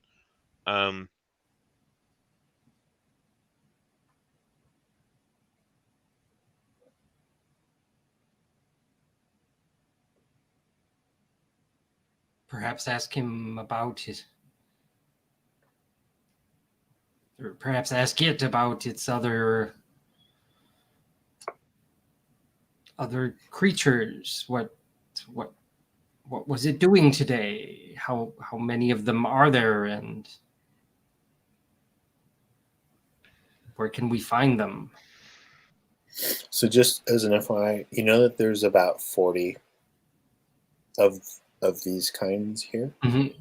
There's about 40 wingless birds, 4 of those, and you know roughly where their base. Okay. Yeah, so you know that information. Yeah. So I think I talked to Kuno and I'm like, what do we do now? Do we let this one go? So I guess in order to answer that, I turn to the shaman Wolpan and I say, can you ask the minion to promise not to hurt the forest or the people any longer, in order to be let go? So the shaman does that, and there's this sort of pause, and then the minion responds, and the shaman says back to you, "That is against its training." What? You're trained to hurt the forest?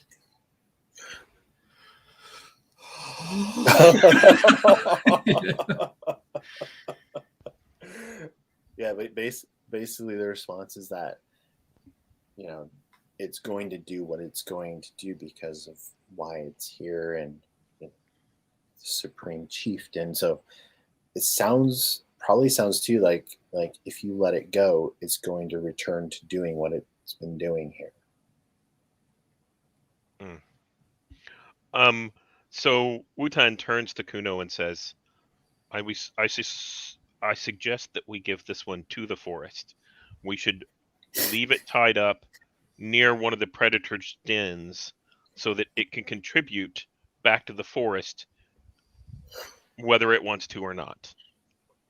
I don't have any other questions.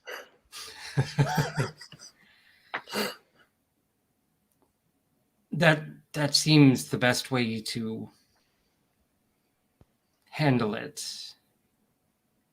I don't know if I had thought maybe to use him to threaten the others with. But it sounds now like they're teaching them these evil ways. And will not listen to reason. Yeah, that's what I reason out as well.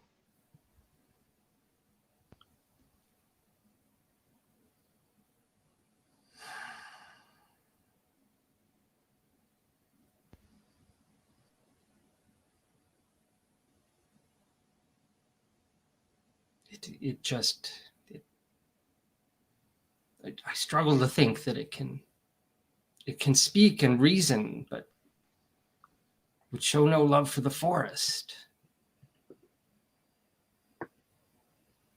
This is something terrible. We cannot allow them to live here. This very well could be what the Night Spirit expects.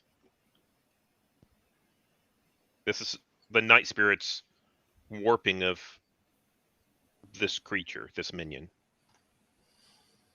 So just want to interject a thing. This is totally fine going with this. If it's in your character's interest to try to convince this thing otherwise, there is a convince them move. But I am totally fine with where we're going with this too. Right? So just letting you know.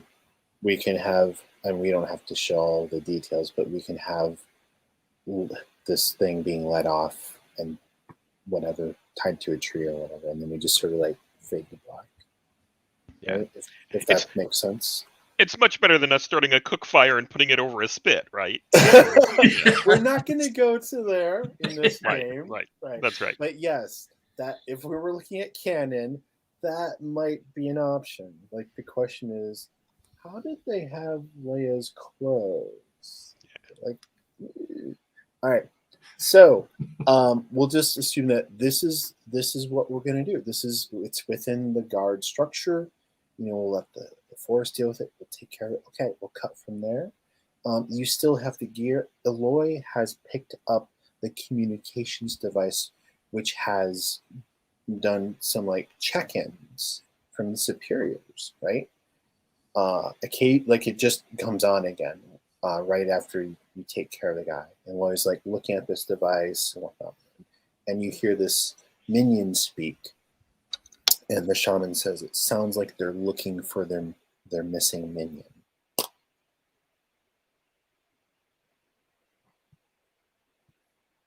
Oh, perhaps we could use this as bait. Yeah, I think we should tell it that the forest has taken him, and that this is where the forest has taken him to. Oh, is that the? Oh, go ahead, Steve. I was going to say, maybe if we send them all to where this predator is, the predator can take care of the minions for us. Do we know? So that is there a nature roll or something like that in order to figure out? I don't know a whole lot about Endorian stuff. I just know what I got like 30 minutes before the game. There's a number of different creatures on the moon. Some of them are native. Some of them have been brought here. Yep. So could we find one that might be a threat for these minions, send them to it? You mean like a Gorax? That was my like basically a troll. Oh, okay, yeah. Like I almost see like Kuno like kind of playing with the necklace. I think I got you. Yeah, we can totally play into that. I'm totally fine with that. So if what I'm hearing is correct, you want to set up a trap to lure the rest of the minions. And are you wanting them to bring the beast with them, like the whole lot of them, or just as many of these singular minions into this space?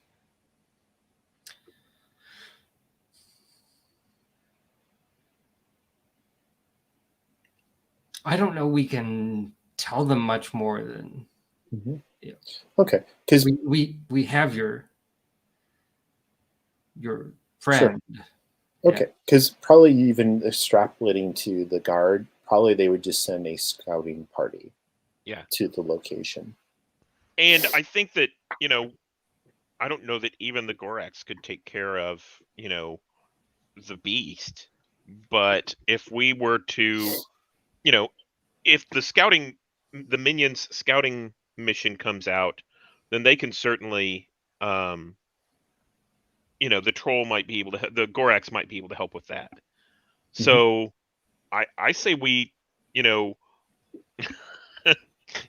I say we, do we even have any idea that this is like a voice out of thin air coming from this communication device? It's from this thing that Kuno knocked off earlier.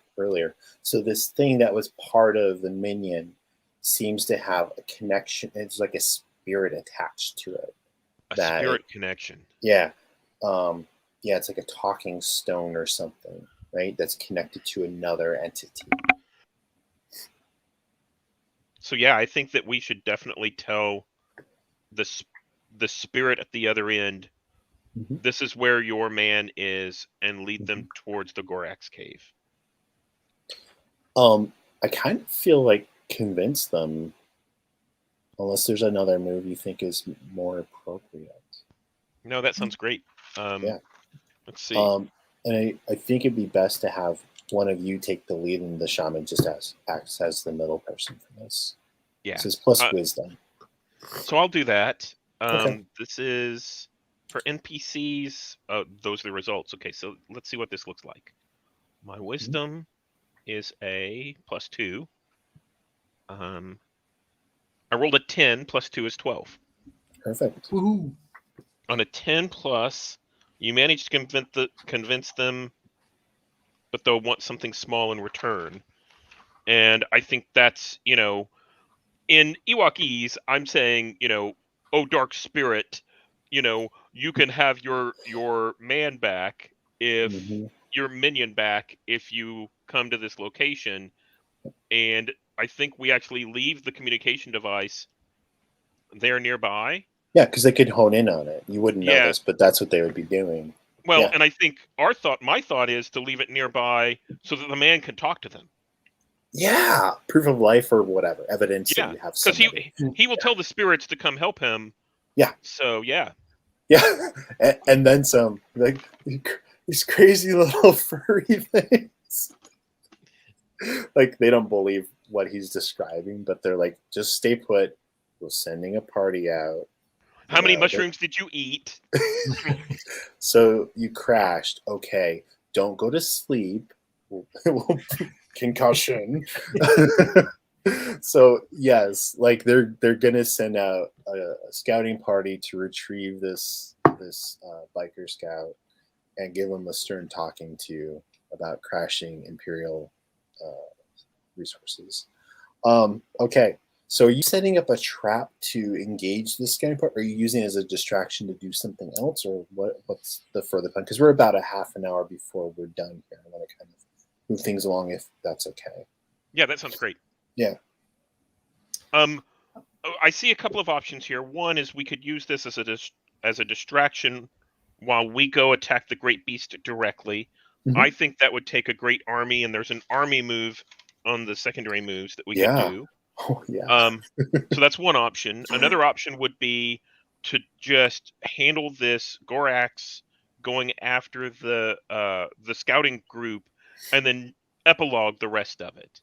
And I don't have a strong preference. What do you think, Greg? I think just character-wise, my thought was to take down the minions rather than going directly after the beast, because that sounds like some horrible force of nature that we can't even begin to deal with. And so yeah, trying to draw off the minions and maybe get more of them when we take them out. And I like the idea of, if we make it painful enough for them, they'll move somewhere else. So that could be a part of it. Yeah. Okay, so it sounds like you're going to do some sort of guerrilla tactics against the scouting mission to do like a guerrilla warrior of attrition is what it sounds like you're setting up for. Yep. Okay. Okay. And so here's what I think makes sense to give us enough time to do the epilogues and stars and wishes is to kind of montage some of these, do a few like sort of like preparatory roles, see what the results are, and then snowball that into like in final battle scene or something. Does that work? Hmm. Okay.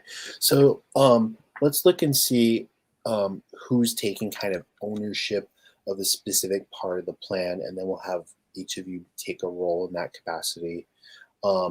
Eloy, we see like other people that we've seen earlier, from the village scene participating, whether that's helping to like cover up your traps or to like move things into position. You've got the whole like remaining village on support call if you need them, including the new chieftain.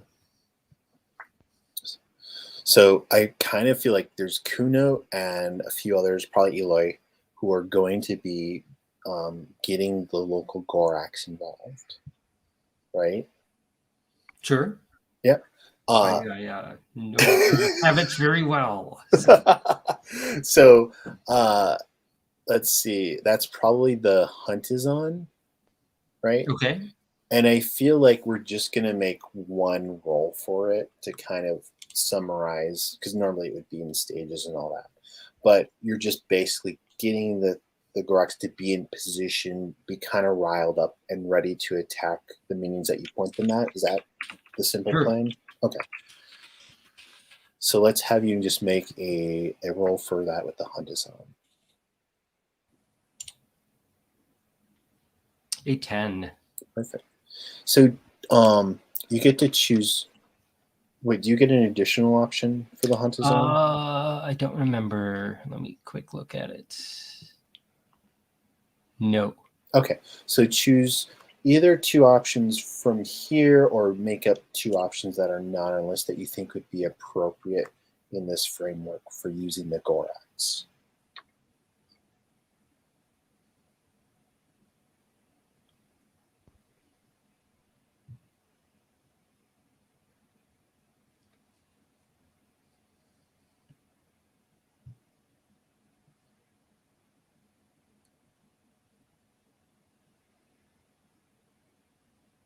I think I managed to like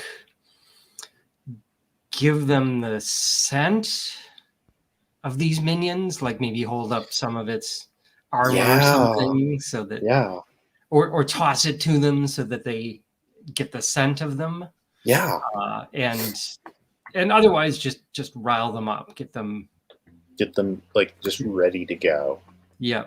Yeah. So you've got them basically riled up. They're more aggressive and they're sort of fixated on that through the scent work.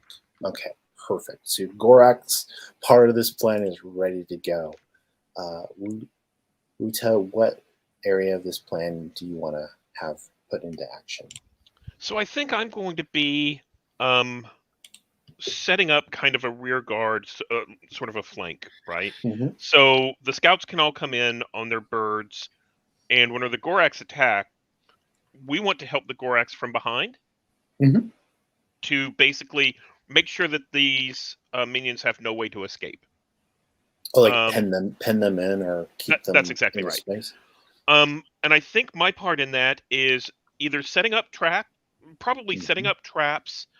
so that they can't get away, or it slows them down, it hinders them, or talking to Eloy the shaman and any of the looker-ons who weren't supposed to come but did, and bolstering them and saying, okay, get out your spears and your slings, we have to fight to keep them away so that Gorax can do its job. Mm-hmm. Mm-hmm. So probably the slowing them down is the best bet, because we don't want to necessarily get that close to the Gorax. Sure. Yeah.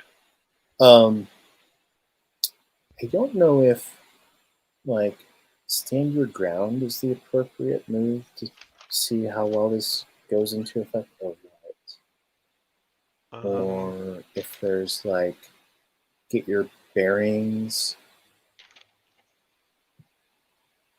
So I don't see stand your ground. Oh, there it is. Okay. Yeah. Possibly. If I go the trap route, I have Mhm. a move from the Sage playbook Oh, called Innovator, which is you can whenever you try to fix a situation with mhm, innovation, mhm. roll, and on a hit, the solution presents itself. Yes, let's do Uh, that. okay, Let's totally do that. okay. So I think this would be the trap implementation. So let me roll Okay. that. It's +2, so that's a 6. Mhm. So Would I mhm. could use some help. Maybe Wuta is still a little I will. banged up from earlier because we didn't Yeah. do any like healing scenes or anything. That's fine. I think maybe I see you placing some of the traps and realize that they're not going to work the way you think they are, and point out some helpful ways that you could improve the placement. And I think what this is I'm putting together like a catapult kind of thing. You know, I'm pulling back this young sapling to then hit the minions, but I can't get it down all the way, right? And you're like, that's just gonna brush them in the face. No, you have to be strong and pull it down all the way. Yeah. How's that? So, are we spending a point of guard pool? Yeah. Okay. Then we'll reduce that to 3. Perfect. So we basically have set the scene with the 2 major things here: the Gorax and penning them in trap. And you've done a marvelous job freaking out the minion who's called for help. They are on their way, and so what we would probably see like 2 of the speeder bikes because they've lost one. They don't want to send everything to this yet, and then there is basically a very light version of an APC with probably around 12 troopers in that. So this is a more of like a service jeep than an actual like in battle vehicle because they're in maneuvers. They don't expect a resistance from anything according to their earlier reports of this place. So you've got about 12 of them plus the 2 on the bikes, and they're coming in through the normal route. They're not expecting any trouble really because they don't believe what their private has told them about the situation. They just think he's got a concussion. And so I think we just need one roll to see if they kind of fall into position, right?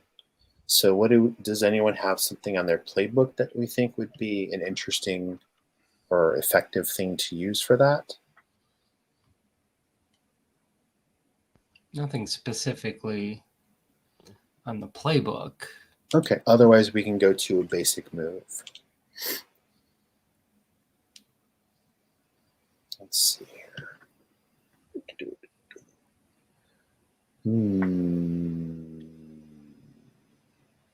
I kind of feel like strike at an enemy if we're not doing a large scale battle.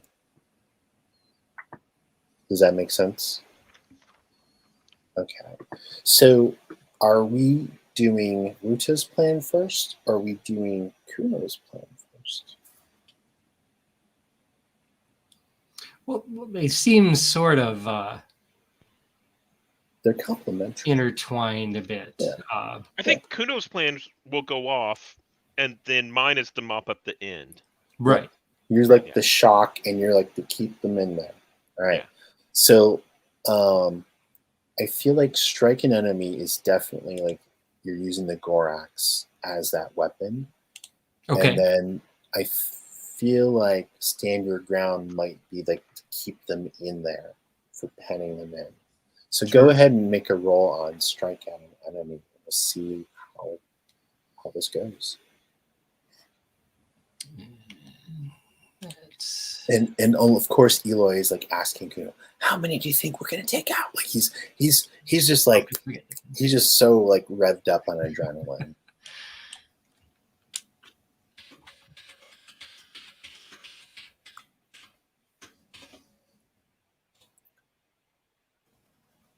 Oh, a 7. Okay. Let's see here. So you get to choose one of the options there.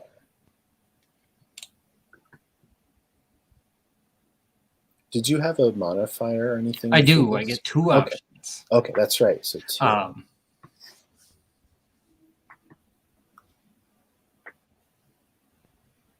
So I also want to stress. So I think the exposing and creating a weakness is just releasing the Gorax on them. But taking something from them, let's say one of the Gorax immediately like attacks their personnel carrier and disables that. So like, and feel free to augment this, but I feel like you open the pen to the Gorax, right? And does this thing just rush out automatically, or is this like this weird tension where they hear this sort of growling, hissing noise, and they're like, "What?" That would be much more dramatic. Okay. As they look over and they go, "What is that?" And they're like, they're looking, and I feel like their companion is like on that tree, like that's the obvious thing, and then over to the side is the Gorax pen, and they're like, just gonna like, and they're like, oh, it's like 2103, hey 2103, like, and they're like probably even mocking him, like he's tied up to a tree, like what? And then they stop to get off the bikes. And then they start hearing this noise, this growling and this hissing. And then, and then the attention is kind of over there. And then does it just rush out like Hulk or something? I think pretty much. And rather than destroying their personnel carrier, let's inflict terrible harm and have it disable several of them with its first attack. Sure. So given the size of these things and how much you've anchored them, I feel like one of them comes out, grabs one of the minions, and smashes it into the speeder, like into the ground. Sure. And the others, biker scout, runs away from their speeder because they don't want to be the next one. And of course, there's an officer who's like, "Get back here!" Trying to maintain order as this thing emerges from the pen to its full height. And some of the troopers just run, right? And then this thing comes out into the courtyard area that you've this area set up. And some of them go to fire, and then it just starts doing terrible harm, just starts, and maybe the camera cuts away from it. We just hear it.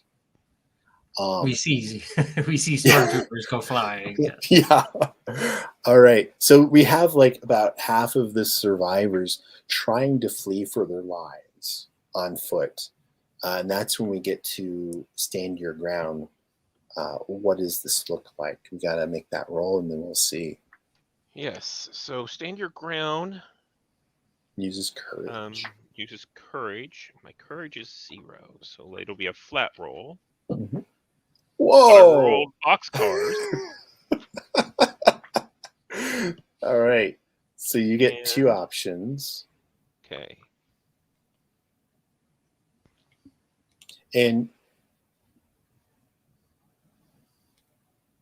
you are not going to suffer any harm given the situation, so don't worry about avoiding that. So I think that Wuto's perspective is, number one, he wants to inspire or frighten others. So inspire the other villagers and frighten the minions away from this place. And I think there's also inflict harm back onto your attackers. And I think what this actually looks like is it's like the bent back branches that we've had that basically they hit a trip rope, and it hits them and knocks them to the ground, giving the Gorax enough time to catch up to them. Oh yeah. And then there's like under the leaves, there's like big branches. So when they step on it, the branches roll underneath them and they fall to the ground. So it's all sorts of little trips like that, traps like that, where basically they trip and they fall and it slows them down so that they can't get away before the Gorax gets to them. So here's that's terrifying as heck. So what I think we there's this panicked yelling and screaming and falling and noises, and so I think like the one um, Imperial trooper who's not in the fight but who's in the courtyard tied to the tree with the communicator device nearby with the link open is like kind of reporting madly to the superior on the other side about what's happening, and they can hear like the noises. And I feel like we cut away to a scene uh, of like some officer office somewhere, and he's hearing the Gorax. He's hearing like the like wild shots from blasters and the crunching, and the guy's like, you know, we've got it. This planet is cursed. Like we shouldn't be like this mad raving like catastrophe, and the officers are like looking at each other with grave concern. Like there's something on this moon that we didn't anticipate, and is giving them pause for concern. Um, does that seem like a good place to kind of cut from the action? Okay, you've inspired fear into the Imperial presence here, is my takeaway from that. All right, so let's do an epilogue of these characters and things. This can be right after, it can be, you know, in the future, and then we can do, you know, like stars and wishes and wrap things up. So what do we see happen after this event, which is memorialized in some way, right? This is a Ewok Guard thing that Eloy and others make sure people know have happened, and it becomes probably recorded in some sort of whatever within the Guard history as well. So what are we thinking here for your characters? I mean, apart from me, like telling the story every chance I get. Do you have like another thing on your headdress that memorializes? Ooh, probably like a piece of stormtrooper like armor. Biker Scout armor or something? Is it from the one that you actually let live to retell the terror? That's great. And I think So do we? Sorry to cut you off. So do we see Kuno like in like a tavern or talking to, like, is this immediately after or in the future when he's like training new guard or like, what do we see this story?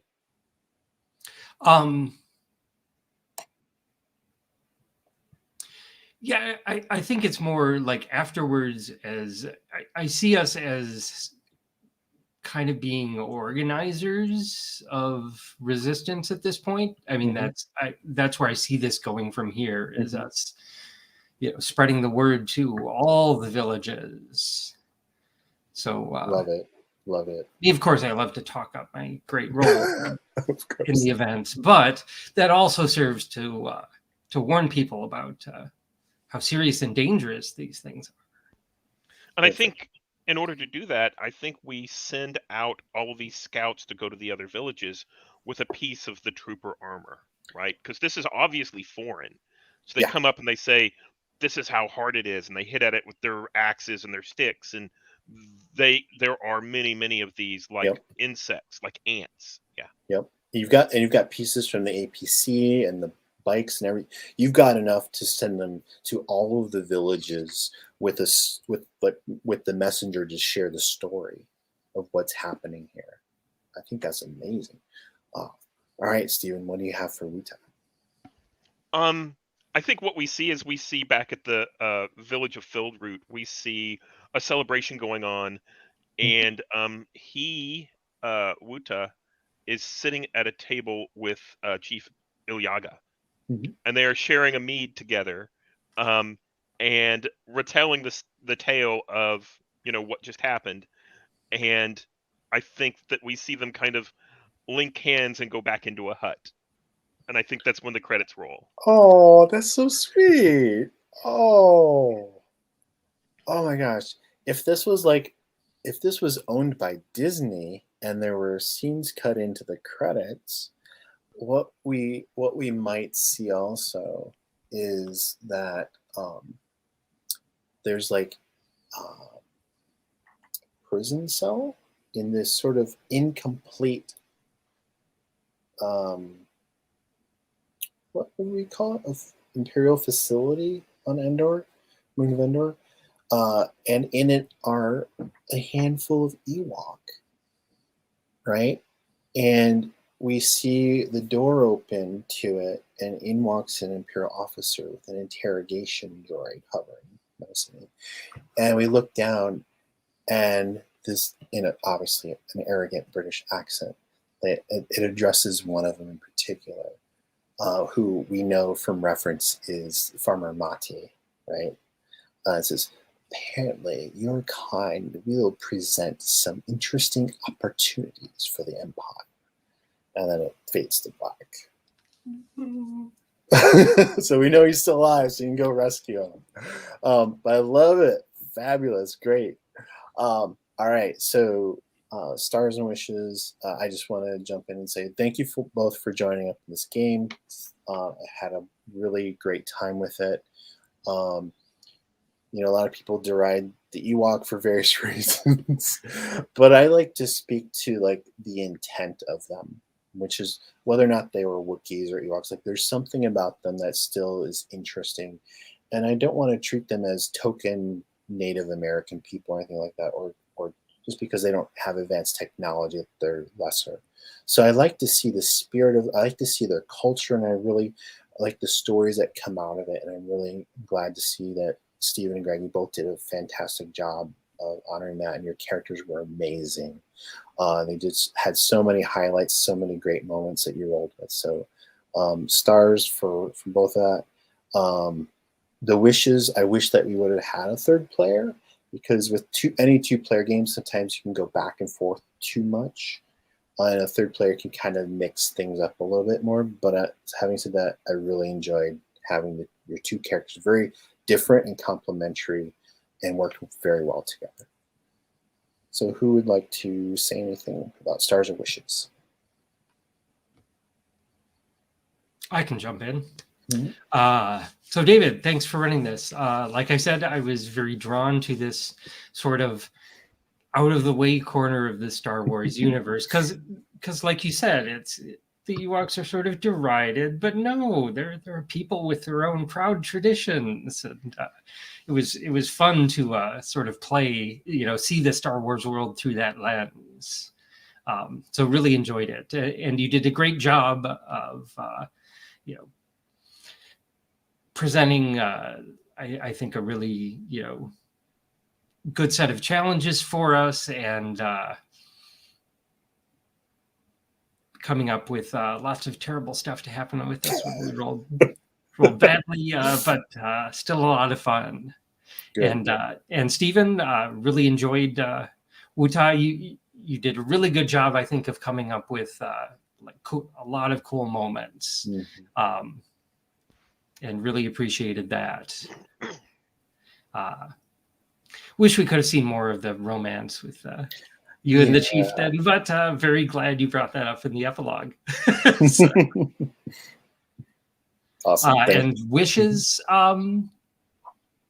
nothing specific to call out. It was a lot of fun, and would definitely enjoy playing again. Good. Thank you, Greg. So I'll start with wishes. And my only wish is the same thing that you said, David, which is I'd like to see more people play this game. And so, Greg, you mentioned playing in different areas of the Star Wars universe. I think a lot of the Star Wars games that are played on the Gauntlet are sort of like that. They're very much like Hut Cartel as a cartel game where you play the underseeds of the gang activity and that kind of stuff, and it turns out to be fantastic. I think David mentioned Bounty of the Week earlier, which is you all play bounty hunters, and it's a different kind of scene, which is interesting. But back to this, I wish that we had more players, simply because more exposure to this kind of game is awesome. So as far as stars, other than, so you wrote this hack, didn't you, David? Yeah, and like I said, there was I can't remember the exact name right now, but it's in the document. Andrew Medeiros wrote a game that was kind of like a mouse guard hack, and that I took influence from Mouse Guard and from his game and turned it into this using Ewoks. It's really fantastic. It's not something I would have ever really considered. And I really enjoyed all the scenes that you set up with the with the other village and asking one of us to be tied into the village. Therefore we could go in and make that village kind of live and breathe. And then the description you had of the great beasts made of, rock from the mountain and the sky skull, I think is what you called it. Those are all just fantastic. I really enjoyed Kuno, especially how proud Kuno was. So he would go into some place and everyone paid attention to him, and it was so awesome. And he wears all of these, it was very evocative, and he, wore all these badges, and it was really neat. And could back it up. Was really, really good at what he was doing. Mm-hmm. And you brought David. You brought a lot of the NPCs like Eloy to life. Another big star I have is getting to explore more of the Star Wars universe, because I didn't know what a Gorax was or didn't remember it until I went and looked it up, and I'm like, oh wow, those are really, really scary. So yeah. So that's when Greg mentioned he had teeth, and I'm like, ooh, I feel like these should come, like that's like a symbol that they should come in. So I'm really glad that you thought about bringing that in later. Perfect. Yeah. I really enjoyed all of the plans. Like it was just like a really great, like I would definitely watch this show because these characters are smart. They're three-dimensional. They have motives. They have, so like it just was really a great story. So thank you both very much. Any other closing thoughts or anything before we wrap this up? Nope. It was great. Thank you. So stand for a moment afterwards, but I just want to say to everyone who might watch this, feel free to reach out to anyone to want to run this or to want to play. We would be happy to facilitate. And as you know, maybe Stephen or Greg might consider running this at some point, but anyone who's interested in the Gauntlet community, feel free to connect, gauntlet-rpg.com. There's a lot of great games. If you love Star Wars, there's a lot of great Star Wars-based games there too. But I hope that if you're watching this, that you had a good time, and we'll see you around. Thank you very much.